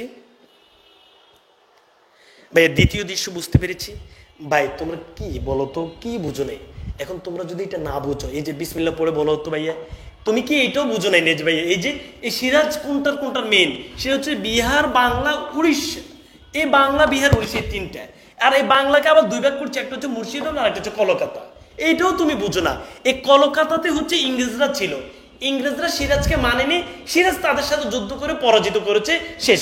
কলকাতার নাম দিয়েছে আলীনগর। এই তো এই প্রথম দৃশ্য এটাই। আর এখানে মেন করে দিয়েছে মানিকচাঁদকে। ওকে, এখান থেকে ইংরেজরা চলে গিয়ে ওই যে এদিকে একটা নদীর এখানে জাহাজ একটা ছিল, এই জাহাজে তারা উঠছে। ওকে, এই জাহাজ উঠার পর তারা আবার জাহাজ থেকে কলকাতা আসতে চেয়েছে। এই তো কাহিনী। এখন কিভাবে তারা কলকাতা এসছে? কলকাতায় তারা উমিচাঁদ নামে একটা দালাল ছিল, ওই দালালের সাথে কথা বলে ওই দালাল মানিকচাঁদকে ম্যানেজ করে চিঠি পাঠিয়ে তারা আবার এখানে এসছে 17,000 টাকার মাধ্যমে। আবার ইংরেজরা কলকাতা আসছে। বলো ভাই সবাই বুঝছি? এই যে সবাই অল ক্লিয়ার, ওকে আলহামদুলিল্লাহ। এই যে আলহামদুলিল্লাহ তোমরা সবাই বুঝছো, সবাই বুঝতেছো, একদম সহজ কাহিনী। তাহলে ভাই দ্বিতীয় দৃশ্য তোমরা সবাই বুঝতে পেরেছো। তাহলে ভাইয়া বই খুলে একটু দেখো প্রথম দৃশ্য, সবাই একটু বই দেখো। প্রথম দৃশ্য হচ্ছে 1756 সালের 19 জুন। এটা হচ্ছে ফোর্ট উইলিয়াম যে দুর্গ, মানে এটা হচ্ছে কলকাতায়। এটা সুন্দর করে সবাই লিখে রাখো, এখানে তোমরা বইতে লিখে রাখো যে এটা হচ্ছে কলকাতায়। কলকাতার এরা সিরাজকে মানেনি, সিরাজ এদেরকে মোটামুটি কলকাতা থেকে তাড়িয়ে দিয়েছে। এরা ওই যে ফোর্ট উইলিয়াম জাহাজে গিয়ে উঠছে, কলেজ না ভাই, এখানে হচ্ছে জাহাজ। ফোর্ট উইলিয়াম জাহাজে গিয়ে উঠছে। এই জাহাজে যখন তারা গেছে, জাহাজ থেকে আবার তারা এই কলকাতায় আসছে। কিভাবে তারা আসছে? তারা 17,000 টাকা জরিমানা দিয়ে আসছে। এই যে উমিচাঁদ দালালের মাধ্যমে মানিক চাঁদকে ম্যানেজ করে তারা এখানে আসছে।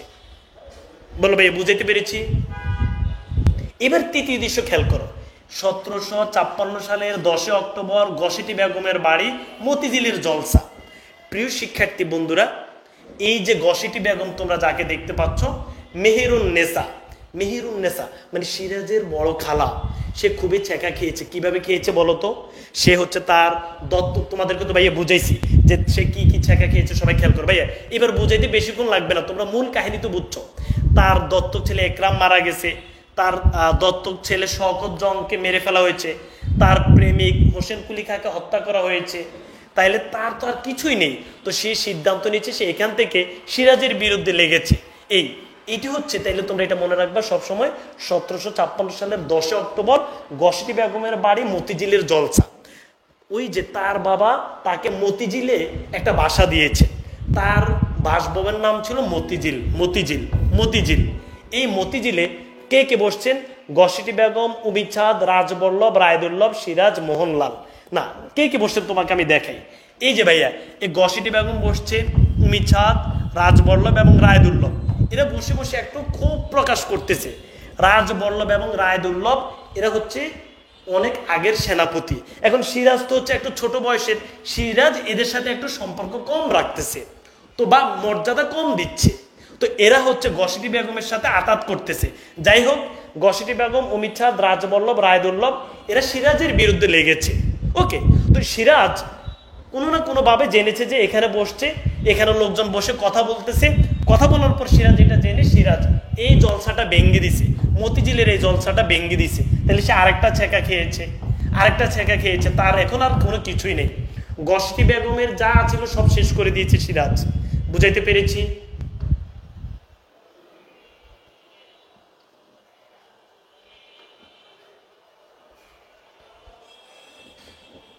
ভাই বলো বুঝাইতে পেরেছি?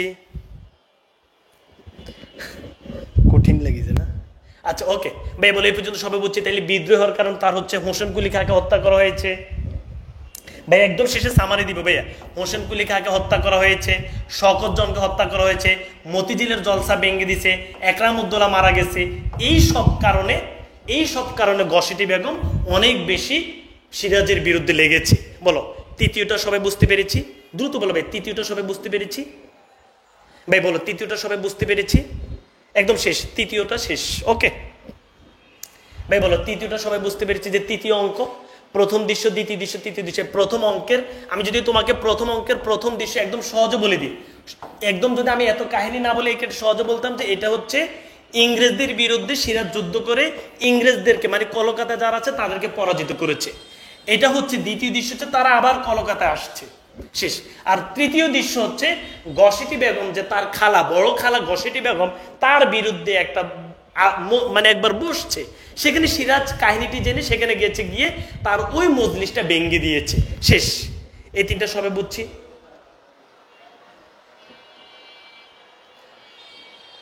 আলহামদুলিল্লাহ সবাই বুঝছো? বলো এই যে তিনটা দৃশ্য সবাই বুঝতে পেরেছি? বলো ভাই।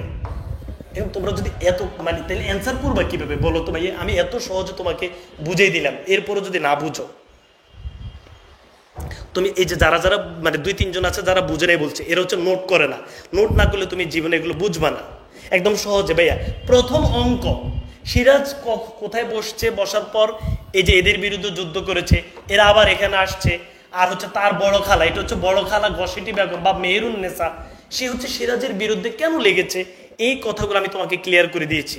আলহামদুলিল্লাহ সবাই বুঝছো? আলহামদুলিল্লাহ, আলহামদুলিল্লাহ সবাই বুঝতে পেরেছে। থ্যাংক ইউ তোমাদের সবাইকে, যারা বুঝতেছো খুবই উপকার পাবা। তাহলে ভাই আবার একটা স্ক্রিনশট দিয়ে নাও, প্রথম দৃশ্য একটা স্ক্রিনশট দিয়ে নাও। প্রথম দৃশ্য, দ্বিতীয় দৃশ্য, তৃতীয় দৃশ্য, আবার নিচেও আছে যে প্রথম দৃশ্য, দ্বিতীয় দৃশ্য, তৃতীয় দৃশ্যের আরো তথ্যগুলো আর কি। এই যে ভাইয়া প্রথম দৃশ্য, দ্বিতীয় দৃশ্য, তৃতীয় দৃশ্য, প্রথম অঙ্ক শেষ। এবার হচ্ছে আমরা দ্বিতীয় অঙ্কে যাব, সবাই দ্বিতীয় অঙ্ক ধরো। আচ্ছা, এবার সবাই দ্বিতীয় অঙ্ক ধরো। ওকে, এই যে দ্বিতীয় অঙ্ক, দ্বিতীয় অঙ্কের প্রথম দৃশ্য হচ্ছে 1707, আমি এবার সংক্ষেপে বলে দিব। 1757 সালের 10ই মার্চ, স্থান হচ্ছে নবাবের দরবার। এখন ভাইয়া তোমরা যারা দুই একজন বুঝতেছো না তাদেরকে আমি কিভাবে বুঝাবো? তুমি হয়তো মাঝপথে এসছো, অথবা ভাইয়া তোমাকে আমি যদি বঙ্গাং নৈর্ভিত্তিক পড়াইতাম তোমার ভালো লাগতো, কিন্তু কাহিনীটা না বুঝলে তুমি উত্তর দিবা কিভাবে? 1757 সালের 10ই মার্চ, স্থান হচ্ছে নবাবের দরবার। এইবার কাহিনীটা কি? ওই যে প্রিয় শিক্ষার্থী বন্ধুরা, এবার সবাই খেয়াল করো, বিসমিল্লাহ পড়ে খেয়াল করো, চিত্র দিয়ে বুঝলে তুমি সহজে বুঝবা। এই যে এরা এই যে কলকাতা ইংরেজরা যখন আবার এখানে আসছে, এরা এখান থেকে এই যে এই জাহাজ থেকে যখন আবার এরা এখানে এসছে, আসার পর কি হয়েছে জানো? তখন এই সিরাজ এদের সাথে একটা চুক্তি করেছে। সিরাজ বলছে যে তোমরা শুধু লবণের ব্যবসা করতে পারবা, আর কোনো ব্যবসা করতে পারবা না। সবাই সুন্দর করে এটা লেখো। সিরাজ এদেরকে বলেছে তোমরা শুধু লবণের ব্যবসা করতে পারবা, আর কোনো কিছু করতে পারবে না। বুঝছি তো? সিরাজ যখন এদেরকে লবণের ব্যবসা করতে বলেছে, এরা চিন্তা করছে সিরাজ যদি আমাদেরকে আর কোনো ব্যবসা করতে দিচ্ছে না, শুধু লবণের ব্যবসা করতে দিচ্ছে, আমরা অনেক বেশি দামে লবণ কিনবো। তো এরা লবণ ব্যবসা করার জন্য তো প্রথমে মানুষদের থেকে বা লবণ চাষ যারা করে এদের থেকে লবণ কিনতে হবে। এরা তখন লবণের মন ছিল 1 টাকা, 1 টাকা মন ছিল। এরা মানুষদের থেকে 2 টাকায় কিনেছে লবণ। এরা মানুষদের থেকে 2 টাকায় লবণ কিনেছে, কিনে মানুষের কাছে 3-4 টাকায় বিক্রি করেছে। সুন্দর করে বুঝো। মনে করো লবণ চাষিরা ব্যাপক লবণ চাষ করছে, লবণ চাষ করার পর ইংরেজরা লবণ কিনে নিয়েছে। এখন কোনো মানুষের কাছে আর লবণ আছে? লবণ নেই। তখন মানুষ কি করেছে? মানুষ এখন এদের কাছ থেকে লবণ কিনতে হবে। এরা মানুষদের থেকে 2 টাকায় কিনে 3 থেকে 4 টাকায় বিক্রি করছে। মানুষ তো খুবই হতাশ। পরে আবার আগামী বছর যখন তারা লবণ আবার কিনতে চেয়েছে, মানুষ এখন আর লবণ বিক্রি করে না। মানুষ যখন লবণ বিক্রি করে না, এরা একজন কৃষককে অনেক নির্যাতন করেছে। কি নির্যাতন শোনো। যখন একজন লবণ চাষি এদের কাছে বিক্রি করছে না, এরা একজন লবণ চাষির স্ত্রীকে 5 জন মিলে ধর্ষণ করেছে। ওই লবণ চাষিকে হাতের যে আঙ্গুল আছে, নখ আছে, নখে কাঁটা দিয়ে কষ্ট দিয়েছে। তার স্ত্রীকে এরা মেরে ফেলেছে। এত কষ্ট দেওয়ার পরে এই যে এই কৃষকটা সিরাজের কাছে চলে আসছে। এই কৃষকটা কলকাতা থেকে এই মুর্শিদাবাদে চলে আসছে, এসে সিরাজের কাছে সব বলে দিয়েছে। সব বলে দেওয়ার পরে সিরাজ এবার তার সব লোককে ডাক দিয়েছে। এটা হচ্ছে চতুর্থ কাহিনী। সবাই এটা ধরে এবার বুঝবা। ওই যে ভাইয়া কৃষক, সে 1757 সালের 10 মার্চ, স্থান হচ্ছে নবাবের দরবার, মানে মুর্শিদাবাদ। সিরাজ তার দরবারে তার যতজন আছে সবাইকে ডাকছে। যে মীর জাফর, রাজবল্লভ, জগৎ শেঠ, রায়দুল্লভ, এরা সবাই হচ্ছে সেনাপতি। কি সেনাপতি? এরা হচ্ছে সিরাজের নানার আমলের, এখন সিরাজের সাথে এরা কাজ করে। সিরাজ এদেরকে ডেকে সিরাজ ইংরেজদের এই বিষয়গুলো জানাইছে যে এরা হচ্ছে একজন কৃষক অনেক নির্যাতন করেছে, তার বাড়ি জ্বালিয়ে দিয়েছে। 5 জন মিলে তার পোয়াতি বউকে 5 জন মিলে ধর্ষণ করেছে। নখের ভিতর খেজুর কাটা গেঁথে দিয়েছে, বউকে খুন করেছে। তখন এই যে এই নির্যাতনগুলো যখন এদের কাছে বলা হলো, এই যে এই রাজবল্লভ, মীর জাফর, জগৎ শেঠ, রায়দুল্লভ, এদের কাছে বলা হলো। কেন বলা হয়েছে? কারণ ইংরেজরা যখন কলকাতায় আসছে তখন এদেরও কিন্তু হাত ছিল, এই কারণে এদের সাথে এই বিষয়টি শেয়ার করেছে। করার পরে সিরাজ এদেরকে অনেক অপমান করেছে। করার পরে সিরাজ এদেরকে মুসলমান যারা আছে এদেরকে হচ্ছে কোরআন শপথ করাইছে। মুসলমান যারা আছে তাদেরকে কোরআন শপথ করাইছে, হিন্দু যারা আছে তাদেরকে গঙ্গা জল ছুঁয়ে ঈশ্বরের নামে শপথ করাইছে যে তোমরা দেশের বিরুদ্ধে যাবা না। তাহলে কারা কারা সবার মনে আছে? এই দৃশ্য সবাই বুঝছি ভাই? বলে এই দৃশ্য সবাই বুঝছি? এই দৃশ্য সবাই বুঝতে পেরেছি আল্লাহর রহমতে? বলো ভাইয়া। দ্বিতীয় অঙ্কের প্রথম দৃশ্য কি বলো তো? বুঝতে পেরেছি আল্লাহর রহমতে, বুঝতে পেরেছি। দ্বিতীয় অঙ্কের প্রথম দৃশ্য, এই যে প্রিয় শিক্ষার্থী বন্ধুরা, এইখানে এই যে কলকাতায় এখানে একজন কৃষক, তাকে অনেক নির্যাতন করা হয়েছে। এই কৃষকটি এখানে এসে সিরাজের কাছে বিচার দিয়েছে। বিচার দেওয়ার পর সিরাজ তার লোকজনকে নিয়ে বসছে, মন্ত্রিসভা এখানে এখানে এখানে, এই মন্ত্রিসভা নিয়ে বসছে, বসে সিরাজ এদের এই ইংরেজদের বিরুদ্ধে সিদ্ধান্ত নিয়েছে। আর ওরা তো হচ্ছে তোমার মনে করছে হিপোক্রেট স্টাইলের লোক। সিরাজ এটা বুঝে ফেলেছে যে এরা সিরাজের বিরুদ্ধে, তাই সিরাজ এদেরকে শেষবারের মতো ক্ষমা করে দিয়ে কোরআন শপথ করাইছে আর গঙ্গা জল দিয়ে শপথ করাইছে হিন্দুদেরকে। বলো এই দৃশ্য সবাই বুঝছি, আল্লাহর রহমতে বুঝছি। ওকে প্রিয় শিক্ষার্থী বন্ধুরা, যাক তোমরা এই দৃশ্য সবাই বুঝতে পেরেছো, দ্বিতীয় অঙ্কের প্রথম দৃশ্য বুঝতে পেরেছো যে সিরাজ এদেরকে শপথ করেছে। পরে যে কাহিনীটা হচ্ছে দ্বিতীয় অঙ্কের দ্বিতীয় দৃশ্য, 1957 সালের 9 মে। এই যে ভাইয়া, এই আমি যদি তোমাদেরকে চিত্র দিয়ে বুঝে দিতে একদম অল্প সময় বুঝবা, বাট কাহিনীগুলো বলা দরকার। তো এই যে এখানে মীর জাফর আছে না ভাইয়া, সে অনেক অপমান বোধ করেছে। এই যে প্রথম দৃশ্যে সে অনেক অপমান বোধ করেছে। বোধ করার পরে দ্বিতীয় দৃশ্য 1757 সালের 19 মে মীর জাফরের আবাস মানে মীর জাফরের বাড়িতে সবাই মিলে বসছে, বসে একটু আলাপ আলোচনা করলো, মিটিং করলো এবং ক্ষোভ প্রকাশ করলো। কারা কারা বসছে মনে আছে তো? এই যে এরা কিন্তু সিরাজের সাথে থাকলেও এরা হচ্ছে সিরাজের বিরুদ্ধে। তো এরা এই মিটিংয়ে এরা অনেক অপমান হয়েছে, সিরাজ এদেরকে অনেক অপমানিত করেছে, বুঝছো? কারণ এরা হচ্ছে বিশ্বাসঘাতক, এই কারণে সিরাজ এদেরকে অপমানিত করার পরে এরা 1757 সালের 19 মে মীর জাফরের বাড়িতে বসে আবার একটু রাক্ষোভ, সিরাজের বিরুদ্ধে কিছু কথা টথা বলেছে, রাক্ষোভ প্রকাশ করেছে। এই দৃশ্য সবাই বুঝতে পেরেছি? বলো এই দৃশ্য বুঝতে পেরেছি? এই দৃশ্য সবাই বুঝতে পেরেছি আল্লাহর রহমতে? বলো ভাই এই দৃশ্য বুঝতে পেরেছি? এবারও যদি আমি তোমাকে চিত্রে বলি, চিত্র যদি এই দৃশ্যটা একটু এভাবে বুঝে বলি যে ভাইয়া এখানে এই মুর্শিদাবাদের সবাই মিলে বসছে, মুর্শিদাবাদের সবাই মিলে বসছে, বসার পর ওই যে এরা অপমান বোধ করেছে, করার পর এরা আবার মীর জাফরের বাড়িতে সবাই বসছে, বসে একটু জাস্ট হচ্ছে মনে করো যে সিরাজের বিরুদ্ধে যারা যারা কাজ করে এরা সবাই মিলে একবার বসছে, বসে যা সিরাজের বিরুদ্ধে কথাটা বলেছে যে সিরাজকে এরা হটাইতেই হবে। আলহামদুলিল্লাহ সবাই বুঝতে পেরেছে, থ্যাংক ইউ। প্রিয় শিক্ষার্থী বন্ধুরা, এরা যখন এই দিনে যে সিরাজের বিরুদ্ধে এরা যখন এখানে বসছে, সিরাজের বিরুদ্ধে এরা বসছে, পরে এরা এবার সিদ্ধান্ত নিচ্ছে না আমরা সিরাজকে ক্ষমতা থেকে হটাইতেই হবে, সিরাজ আমাদেরকে অপমানিত করেছে, আমাদেরকে সঠিক মর্যাদা দেয় নাই। কারা?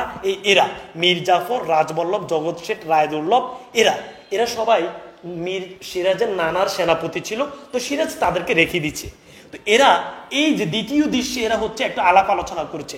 আর তৃতীয় দৃশ্য যেটা 1757 সালের 9 জুন তৃতীয় দৃশ্য, তুমি বই ধরো ভাইয়া, বই ধরে দৃশ্যগুলো ধরো, দেখবা যে সহজ লাগবে।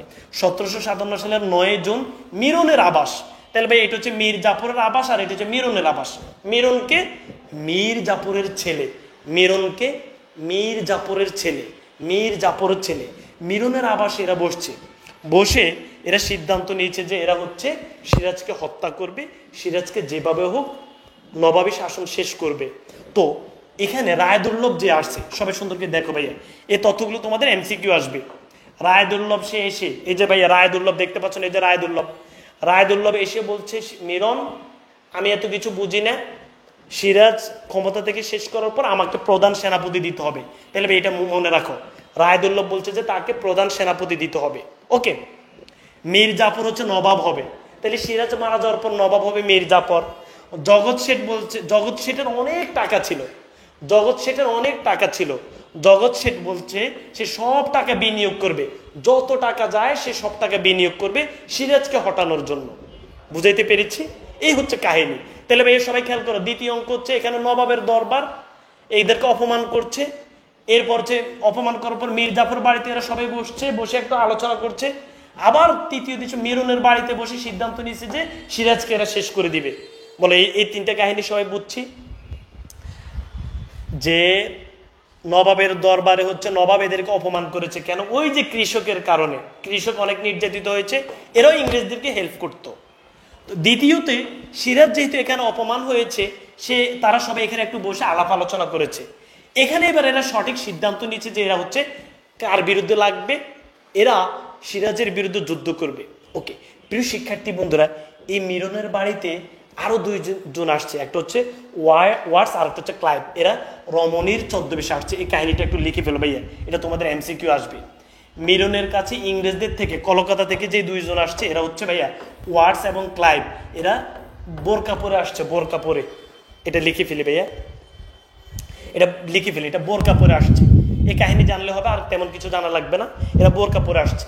তাহলে আমি যদি তোমাকে বলি ভাইয়া তুমি একটু খেয়াল করো, একটু খেয়াল করো, এটা তো হচ্ছে মুর্শিদাবাদ। এই মুর্শিদাবাদের আমি যদি তোমাকে এখানে বাড়ি এঁকে দেখাই যে এই মুর্শিদাবাদ, এটা হচ্ছে এইটা থাকে সিরাজ, সিরাজ, এখানে থাকে হচ্ছে জাফর, এখানে থাকে হচ্ছে মিরন।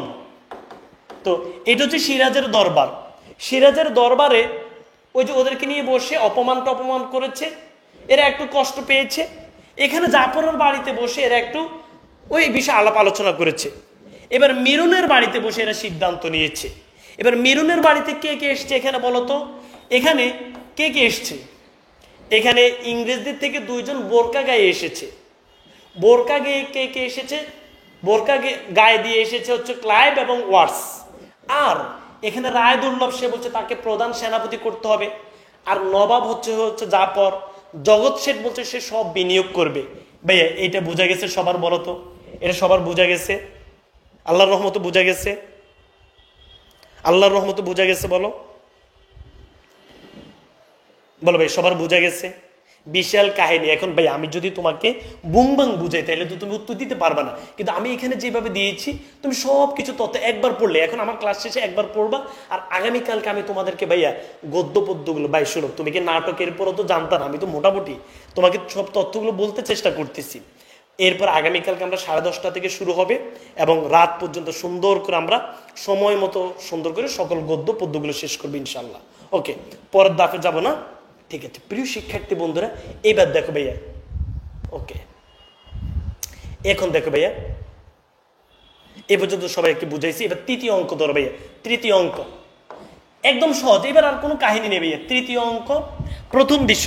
বই খোলো, বই খুলি ধরো। 1757 সালের 10 জুন থেকে 21 জুন লুৎফুন্নেসার কক্ষ। লুৎফুন্নেসার কক্ষ মানে কে ভাইয়া বলো তো? ওই যে ঘসিটি বেগম, সরি আমি কি, লুৎফুন্নেসা হচ্ছে এই যে ভাইয়া, লুৎফুন্নেসা হচ্ছে সিরাজের বউ, সরি সিরাজের বউ, সিরাজের বউ। এবার এটা একটু বুঝাই, সবাই বই ধরো ভাইয়া, বই ধরো। বিসমিল্লাহির রহমানির রহিম। প্রিয় শিক্ষার্থী বন্ধুরা, তৃতীয় অঙ্ক তোমার বইটি ধরো। এই তৃতীয় অঙ্কে কি হয়েছে জানো? এই 1757 সালের 10 জুন থেকে 21 জুন লুৎফুন্নেসার কক্ষ, হঠাৎ করে সিরাজের খালা ঘসিটি বেগম এখানে চলে এসছে। এসে সিরাজের খালা ঘসিটি বেগম অনেক কথা কাটাকাটি করতেছে। এখানে কে কে ছিলেন? এখানে তার বোন আমেনা ছিলেন, ঘসিটি বেগমের ছোট বোন আমেনা ছিলেন, এখানে সিরাজ ছিল, এখানে সিরাজের বউ লুৎফা ছিল, মানে লুৎফুন্নাহার ছিল, লুৎফুন্নেসা ছিল, এখানে সিরাজের খালা ঘসিটি বেগম, এই 4 জন ছিল। মানে এটা হচ্ছে পারিবারিক বৈঠক। খালা ঘসিটি বেগম, সিরাজের বউ লুৎফা, সিরাজের মা আমেনা এবং সিরাজ, এই 4 জন ছিল। মূল কাহিনীটি এখানে ঘটছে, ঘসিটি বেগম এসে সিরাজের সাথে অনেক ঝগড়াঝাটি করেছে যে তুই আমাকে আমার প্রাসাদ থেকে বের করে দিয়েছিস, আমার অনেক ক্ষতি করেছিস, আমার টাকাগুলো নিয়ে গেছিস, এই যে অনেক কথা কাটাকাটি করেছে। এটি হচ্ছে এই দৃশ্য। এই দৃশ্যটি বোঝা গেছে? বলো বলো, এটা কি বোঝা গেছে? এটা বোঝা গেছে ভাইয়া?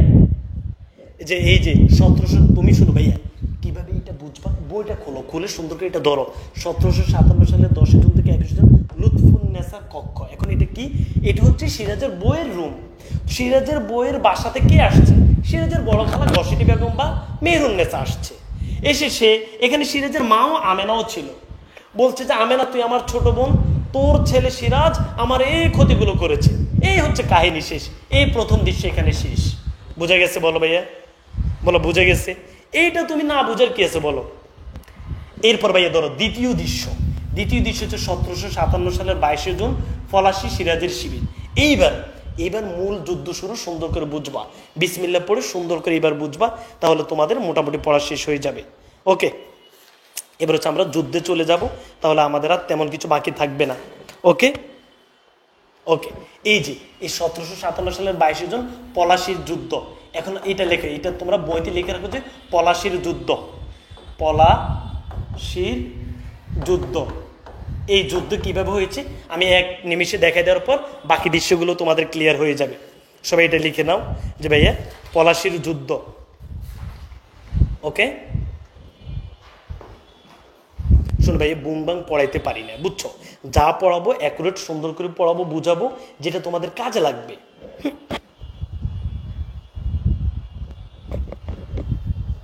ওকে ঠিক আছে, এবার ধরো ভাইয়া এই দৃশ্য তুমি সুন্দর করে লিখো যে গালিব ভাই বলছে এটা হচ্ছে পলাশির যুদ্ধ। এবার এই যুদ্ধটা কেমনে হয়েছে আমি তোমাকে সুন্দর করে বলে দিই, তারপর তুমি সবগুলো ক্লিয়ার হয়ে যাবা। বিসমিল্লাহ পড়ে সবাই সুন্দর করে দেখো ভাইয়া, এইটা হচ্ছে মুর্শিদাবাদ।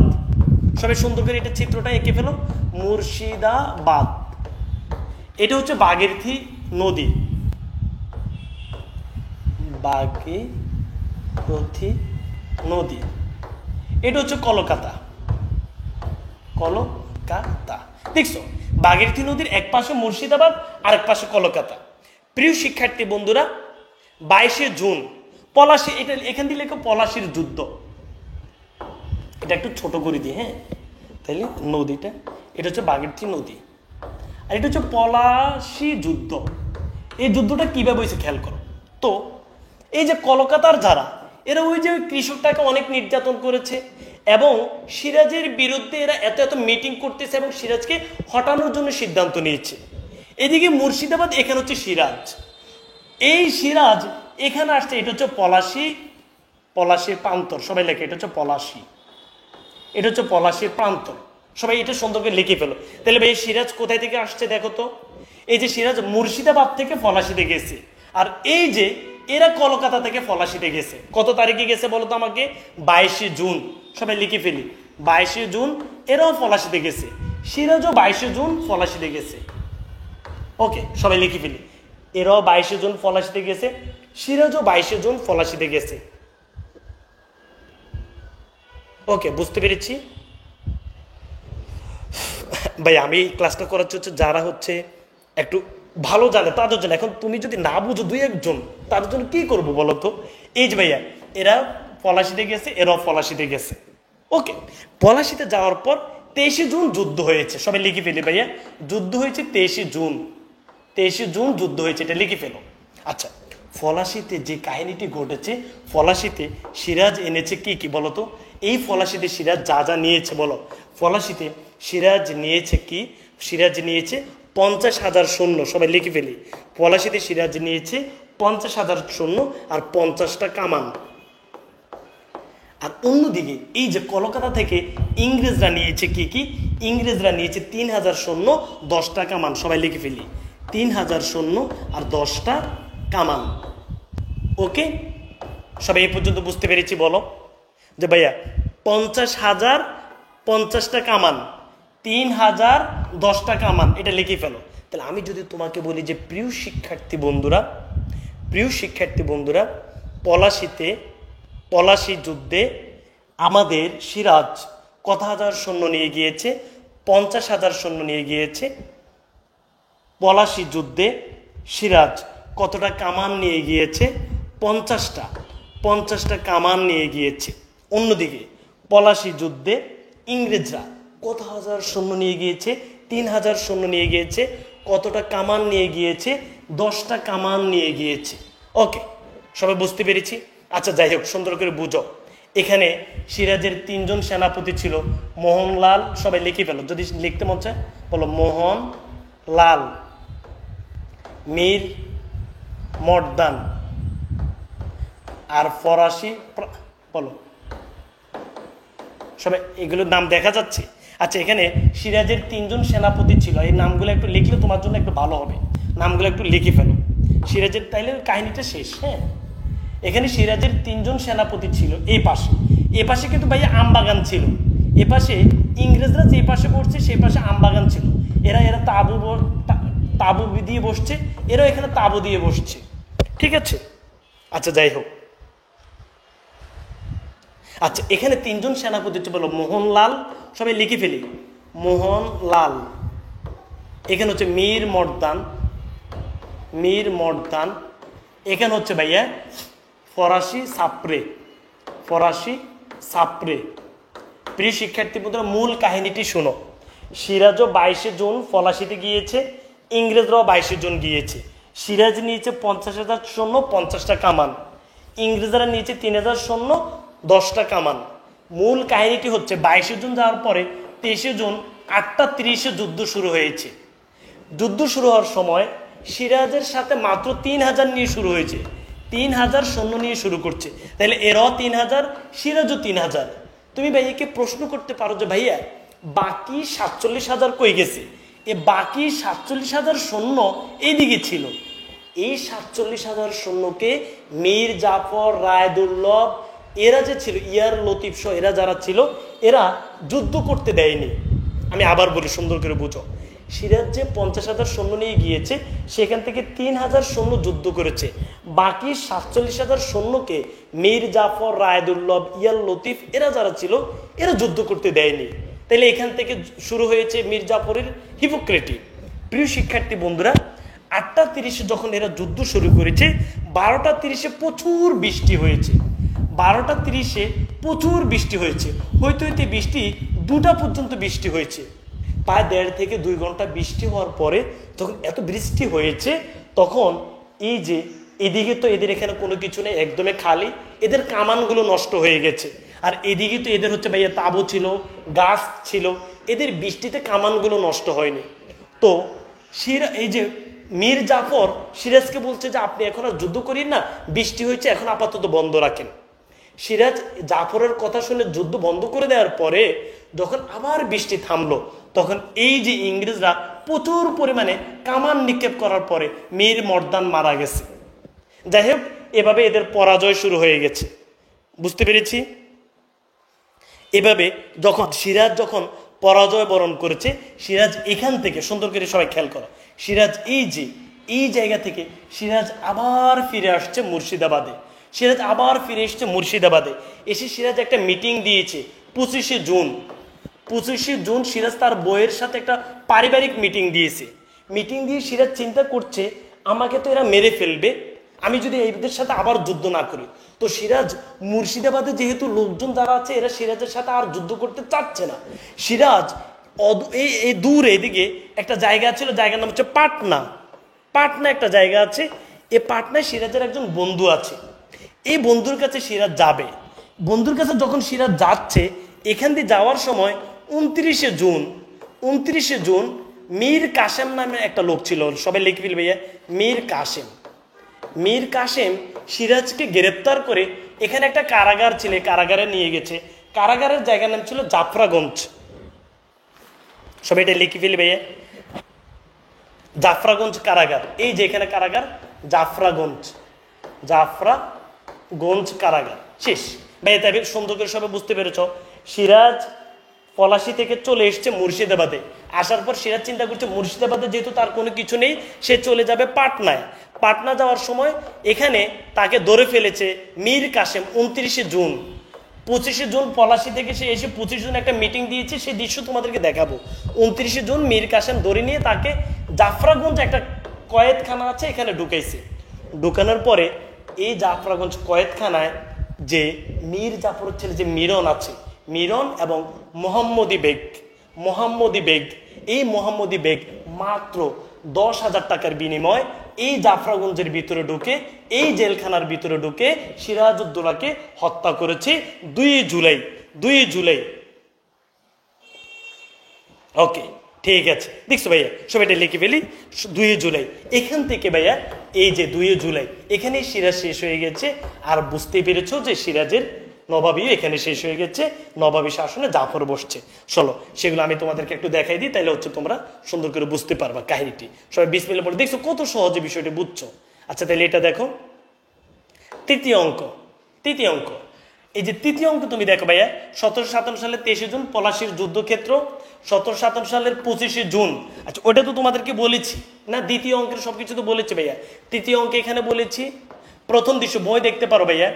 তৃতীয় অঙ্কের প্রথম দৃশ্য বলেছি লুৎফুন্নেসার কক্ষে একটু পারিবারিক আড্ডা হয়েছে, কথা কাটাকাটি হয়েছে।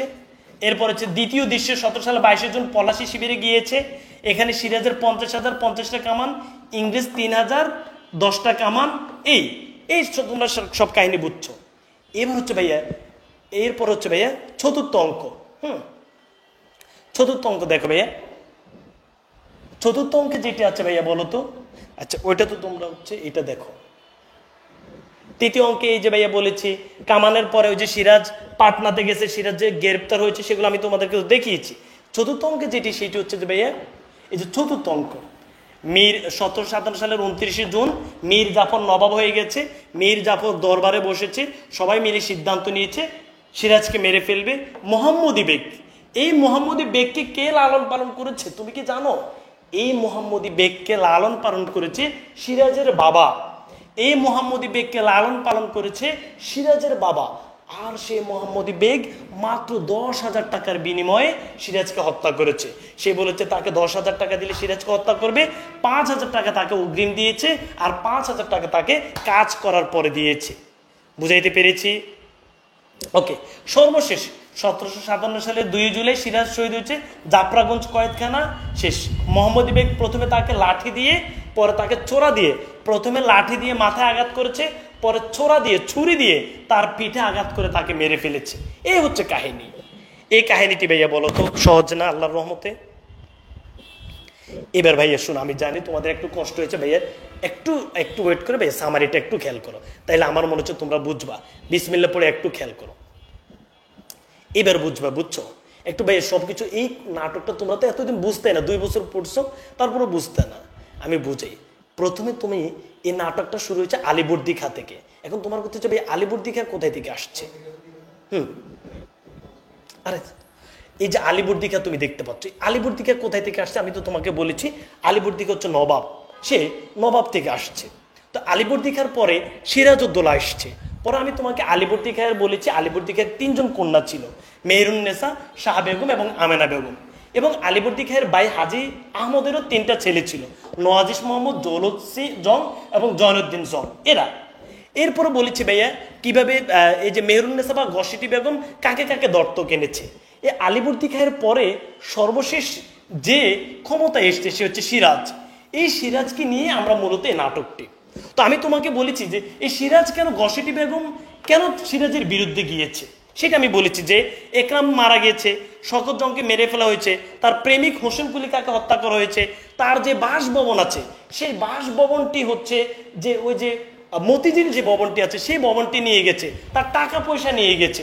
এই কারণে ঘসিটি বেগম সিরাজের বিরুদ্ধে গিয়েছে। এবার মীর জাফর কেন সিরাজের বিরুদ্ধে গিয়েছে? মীর জাফর সিরাজের বিরুদ্ধে গিয়েছে, মীর জাফর ছিল একটু এই যে আলিবর্দি খাঁয়ের আমলের। এখন সিরাজ তো এরা হচ্ছে একটু বয়স্ক, এদেরকে যথাযথ সম্মান, এরা হচ্ছে একটা হিপোক্রেট স্টাইলের লোক, এদেরকে সিরাজ জানে যে এরা বিশ্বাসঘাতক, এদেরকে ওইভাবে সম্মান দেয়নি। এই কারণে মীর জাফর সিরাজের বিরুদ্ধে লেগেছে। আর ইংরেজরা কেন লেগেছে? ওই যে ইংরেজদেরকে অবাধভাবে নির্যাতন, ব্যবসা এগুলো করতে দেয় না, এই কারণে সিরাজের বিরুদ্ধে ইংরেজরা লেগেছে। বুঝতেই পেরেছো মূল কাহিনীটি? তাহলে ভাইয়া, তাহলে এই যে এখান থেকে তুমি পুরোটা কাহিনী সুন্দর করে বুঝে যাবে। এই চিত্রটা যদি সুন্দর করে বুঝো, সিরাজ বাংলা, বিহার, উড়িষ্যার নবাব, বিহার, বাংলা এবং উড়িষ্যা এই 3টা নবাব হয়েছে। হওয়ার পরে প্রথমে কলকাতা যেটা আছে, কাহিনীটা একদম সহজ। এই কলকাতায় ইংরেজরা ছিল, ইংরেজরা সিরাজের বিরুদ্ধে থাকে, সিরাজ এদেরকে প্রথমে পরাজয় করেছে। এরা পরে চলে গেছে এদিকে জাহাজে, ফোর্ট উইলিয়াম জাহাজ থেকে এরা আবার আসছে, শেষ। এরপরে এরা সিরাজের বিরুদ্ধে তখন থেকে লেগেছে, লাগতে লাগতে লাগতে সর্বশেষ এরা সিরাজকে মেরে ফেলার সিদ্ধান্ত নিয়েছে। ফলাশির যুদ্ধ হয়েছে। তো ফলাশির যুদ্ধ কোথায় হয়েছে? এখানে ফলাশি বাগান, আর এই ফলাশিতে এখান থেকে এরা গিয়েছে, এখান থেকে এরা গিয়েছে, কয় হাজার গিয়েছে। পরে সিরাজ আবার পাটনায় যেতে গিয়ে সিরাজকে ধরে ফেলছে, সিরাজকে জেলখানায় নিয়েছে, মোহাম্মদী বেগ হত্যা করে ফেলেছে। বলো ভাইয়া, এইবার যারা আছো মন থেকে বলো, এবার আল্লাহর রহমতে তুমি কি বুঝতে পেরেছো? ভাই হাজার হাজার শিক্ষার্থী বুঝতে পারবে না, এটা যেহেতু বিশাল একটা ব্যাপার সেপার কাহিনী, তুমি মন থেকে বলো এই যে সিরাজের এই কাহিনীটি বুঝতে পেরেছো? যে 1756 সালে 10 এপ্রিল 23 বছর বয়সে বসেছে, 1757 সালের 2 জুলাই তাকে মোহাম্মদী বেগ হত্যা করার মাধ্যমে বাংলার নবাবী শাসন শেষ হয়েছে। দেখি এবার বলো তো কে কে বুঝছো, কে কে বুঝো নেই? আলহামদুলিল্লাহ বুঝতে পেরেছি। জাফরাগঞ্জ, ওকে ঠিক আছে। এক এক জায়গায় একটা লেখা আছে। টেকনিক অনেক ভালো, আলহামদুলিল্লাহ, এর আগে পড়তে দেখিনি, থ্যাংক ইউ। বলো এবার তুমি ভাই প্লিজ, বলছি তুমি কোথাও থেকে বোঝা দরকার নেই, শুধু এখান থেকে বুঝো যে এখানে হচ্ছে কলকাতা আর এখানে হচ্ছে মুর্শিদাবাদ। ভাই প্লিজ তোমরা যদি যারা এখনো বুঝো না, আমি মন থেকে প্লিজ বলছি, খুব কষ্ট লাগবে। এখানে হচ্ছে মুর্শিদাবাদ আর এখানে হচ্ছে কলকাতা, আর এখানে হচ্ছে ভাগীরথী নদী। এটা তুমি ধরে নাও যে হচ্ছে ভাইয়া ফোর্ট উইলিয়াম জাহাজ, এখানে একটা জাহাজ আছে। আর এটা হচ্ছে ফলাশি, শেষ। এখান থেকে এরাও গিয়েছে, এরাও গিয়েছে, ফলাশির যুদ্ধ হয়েছে। এ আবার মুর্শিদাবাদ থেকে পাটনায় গিয়েছে, শেষ পাটনায়। আর এখানে হচ্ছে ওই যে জেলখানা, জাফরগঞ্জ জেলখানা, এই জেলখানা তাকে মেরে ফেলেছে। এই কাহিনীটি কি তুমি বুঝে নেই ভাইয়া বলো? আগের তুলনায় অনেক সহজ হয়েছে, থ্যাংক ইউ, আলহামদুলিল্লাহ, ডান, ওকে। এই ভাইয়া তুমি এই চিত্রটাকে, এখন ভাই আমি যদি তোমাকে এই চিত্র দিয়ে দিয়ে বুঝাইতাম তাহলে কি সব কাহিনী আসতো বলো? আচ্ছা প্রিয় শিক্ষার্থী বন্ধুরা, আশা করছি তোমরা সবাই বুঝতে পেরেছো। তোমাদের জন্য আমরা যেটি বলবো সেটি হচ্ছে target DU B unit batch. তোমরা অনেকে ভার্সিটি অ্যাডমিশন দিবে। আমি তোমাদেরকে আমার টিচার প্যানেল দেখিয়েছি যে আমরা আসলে কোন প্যানেলের মাধ্যমে পড়াবো। প্রত্যেকটি টিচার ঢাকা ইউনিভার্সিটির এবং প্রত্যেকটি টিচার অনেক বেশি জানাশোনার। সো আমরা তোমাদের জন্য টার্গেট ডিইউ ব্যাচে 50% ডিসকাউন্টে ভর্তি করাচ্ছি মাত্র 2999 টাকা। তোমরা যারা মানবিক বিভাগের শিক্ষার্থী আছো, target DU B unit batch, এই বি ইউনিট ব্যাচের প্রস্তুতি নিয়ে বাংলাদেশের যে কোনো ইউনিভার্সিটির অ্যাডমিশন এক্সামে তুমি পরীক্ষা দিতে পারবে যদি তুমি বি ইউনিট বিভাগের শিক্ষার্থী হও। এছাড়া তুমি যদি হও সি ইউনিটের শিক্ষার্থী, target DU C unit batch, তোমাদের জন্য আমাদের target DU C unit batch আছে। সেখানে বাংলা, ইংরেজি, হিসাব বিজ্ঞান, ব্যবসা সংগঠন এবং ফিনান্স, সেটি হচ্ছে 2999 টাকা। আমরা প্রথম 2024 জনের জন্য এই ডিসকাউন্টটি দিয়েছি। তোমরা যারা ভর্তি হতে চাচ্ছ 0130783851 এই নাম্বারে যোগাযোগ করে তোমরা ভর্তি হয়ে যাবে। ওকে, আলহামদুলিল্লাহ তোমরা সবাই বুঝতে পেরেছো। পিডিএফ তোমাদেরকে দিয়ে দেওয়া হবে, ওই যে টেলিগ্রাম যে গ্রুপ আছে সেই গ্রুপে পিডিএফ দিয়ে দেওয়া হবে। এবার তোমরা খেয়াল করো, তোমাদের আমি আগামীকালকে কখন ক্লাস নিব বলো তো? আগামীকালকে কখন ক্লাস নিব বলো?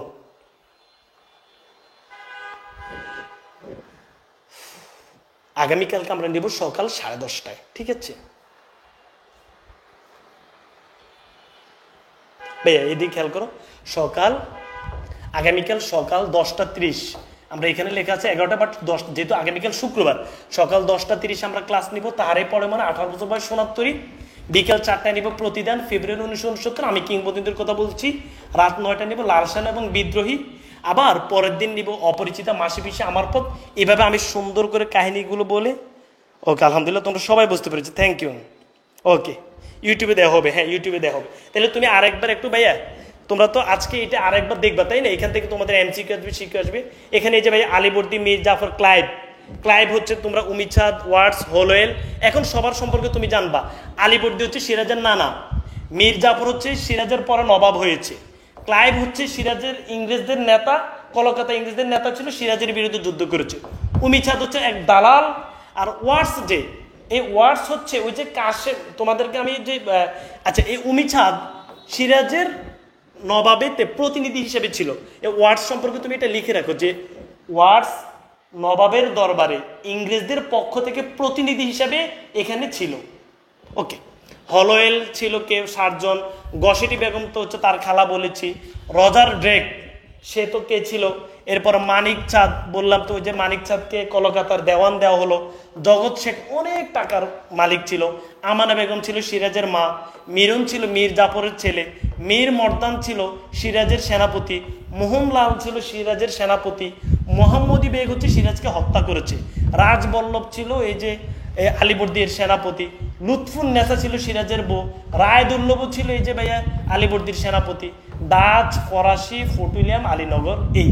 এই কাহিনীগুলো এখন সহজ লাগতেছে? দেখো তোমার এই কাহিনীগুলো এখন সহজ লাগতেছে বলো? ওকে, ঠিক আছে প্রিয় শিক্ষার্থী বন্ধুরা, দেখা হবে তোমাদের সবার সাথে। নাটক আলহামদুলিল্লাহ বুঝছো না? ওকে ওকে, ঠিক আছে ঠিক আছে প্রিয় শিক্ষার্থী বন্ধুরা, এরপরে তো আমি তোমাদের দেখছো এই যে এখন কাহিনীগুলো তোমাদের একদম সহজ লাগে না ভাইয়া? দেখো তুমি তো মনে করছো যে চিত্র এগুলো কিভাবে মনে রাখবো, এত লোকের সম্পর্কে কিভাবে মনে রাখবো বলো তো? এত সুন্দর করে বোঝানোর জন্য থ্যাংক ইউ। তুমি দেখো এই প্রত্যেকটা লোক সম্পর্কে তুমি এখন বুঝো কিনা দেখো তো। টেলিগ্রাম গ্রুপের লিঙ্ক আমি পোস্ট করে দিব, তোমরা ওইখানে সবাই অ্যাড হয়ে যাবে, ওইখানে লিঙ্ক দিয়ে দিব। ওকে, আলহামদুলিল্লাহ না? ওকে, আলহামদুলিল্লাহ, থ্যাংক ইউ তোমাদের সবাইকে। আচ্ছা প্রিয় শিক্ষার্থী বন্ধুরা, তাহলে আরেকবার একটু তোমাকে তো আমি বুঝাইলাম যে জাহাঙ্গীর থেকে দিল্লির পর ইসলাম খা থেকে অনেক সুবেদার, এরপর হচ্ছে নবাব মুর্শিদ কুলি খা, এরপর হচ্ছে আলীবর্দীর পর হচ্ছে সিরাজকে 2 জুলাই হত্যা করার পর জাফর বসছে। এরপর আলীবর্দীর পরিচয় দিতে হবে, আলীবর্দীর পরিচয় না দিলে তুমি নাটকটা বুঝবা না। আলীবর্দীর ফ্যামিলি পরিচয় দেওয়ার পরে সিরাজ আলীবর্দীর নাতি, সেটা বুঝাইলাম। এরপরে মীর জাফরের কথা বললাম, হাজী মোহাম্মদের কথা বললাম। এরপরে সিরাজ হচ্ছে বাংলা, বিহার, উড়িষ্যা। এইখানে হচ্ছে ভাইয়া কলকাতা, এই কলকাতা ছিল ভাইয়া ইংরেজরা, আর মুর্শিদাবাদে ছিল সিরাজ। এই কলকাতা থেকে এদেরকে একবার এখানে চলে গেছে, আবার আসছে, আবার মুর্শিদাবাদে যুদ্ধ করেছে, শেষ যুদ্ধে সিরাজ পরাজয় হয়েছে, সিরাজকে এখানে জেলখানায় হত্যা করে ফেলেছে। সিরাজ এদিকে পাটনায় যেতে চেয়েছ, তার বন্ধুর কাছে যেতে পারেনি, শেষ। ওকে, আজ এ পর্যন্ত। সবাই ভাইয়ের জন্য দোয়া করবা। আমি বারবার বলেছি ইনশাআল্লাহ ভাইয়া, যেহেতু এই ক্লাসটা আসলে আরো আগে নিতাম, তাহলে তোমরা আরো সহজে, একদম সহজে বুঝতে পারতা।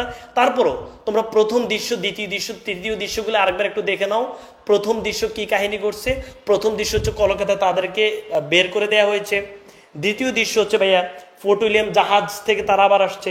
তৃতীয় দৃশ্য হচ্ছে ওই যে গসেটি বেগমের বাড়িতে একটু জলসা করছে। এরপর হচ্ছে ভাইয়া এখানে দ্বিতীয় অঙ্কের প্রথম দৃশ্য হচ্ছে নবাবের দরবারে একটু তাদেরকে অপমান করা হয়েছে। মীর জাফরের বাড়িতে তারা একটু বসে আলাপ আলোচনা করছে। মিরনের বাড়িতে সিরাজকে মারার জন্য সিদ্ধান্ত নেওয়া হয়েছে, শেষ। এটা বুঝছো। তৃতীয় অঙ্কের প্রথম দৃশ্য হচ্ছে লুৎফুন্নেসার সিরাজের বইয়ের রুমে, সিরাজের যে বউ লুৎফুন্নেসার রুমে একটু পারিবারিক কথা কাটাকাটি হয়েছে, খালা আসছে। দ্বিতীয়ত বলছে পলাশিতে যুদ্ধটা, দ্বিতীয় পলাশির যুদ্ধটা কিভাবে হয়েছে। এরপরে ভাইয়া তৃতীয়ত আমি তোমাকে বলছি 1723 জন পলাশির যুদ্ধ হয়েছে। এরপরে চতুর্থত বলছে ভাইয়া মীর জাফরের দরবার মোহাম্মদী বেগকে ভাইয়া 10,000 টাকা 5,000 টাকা অগ্রিম দিয়েছে। এই বলো ভাইয়া কি যেতে পারি? আর হচ্ছে target DU, B unit batch এবং সি ইউনিট ব্যাচে তোমরা দ্রুত ভর্তি হয়ে যাবা, জাস্ট বেস্ট সার্ভিস পাবা। এতটুকু বলতে পারি, সব জায়গায় ক্লাস করে এসে দেন আমাদের ক্লাসগুলো করবা, তথ্যবহুল, জানাশোনা, বেস্ট ক্লাস, বেস্ট সার্ভিস পাবা। সবাইকে অসংখ্য ধন্যবাদ। দেখা হচ্ছে আগামীকাল সকাল 10:30-এ। 3টা কবিতা আমরা শেষ করবো একদম সহজে। তোমরা হচ্ছে ভাই এখন নাটকটা একটু শেষ করে নাও, নাটকের এমসিকিউ তথ্যগুলো বারবার দেখে নাও, দেখতে দেখতে ঘুমায় যাও। সকালে আমি 3টা কবিতা পড়াবো, তোমরা হচ্ছে জাস্ট আমি শেষ করার পরে ওই কবিতাগুলো একবার দেখে নিবে। এই আল্লাহ হাফেজ, আসসালামু আলাইকুম তোমাদের সবাইকে।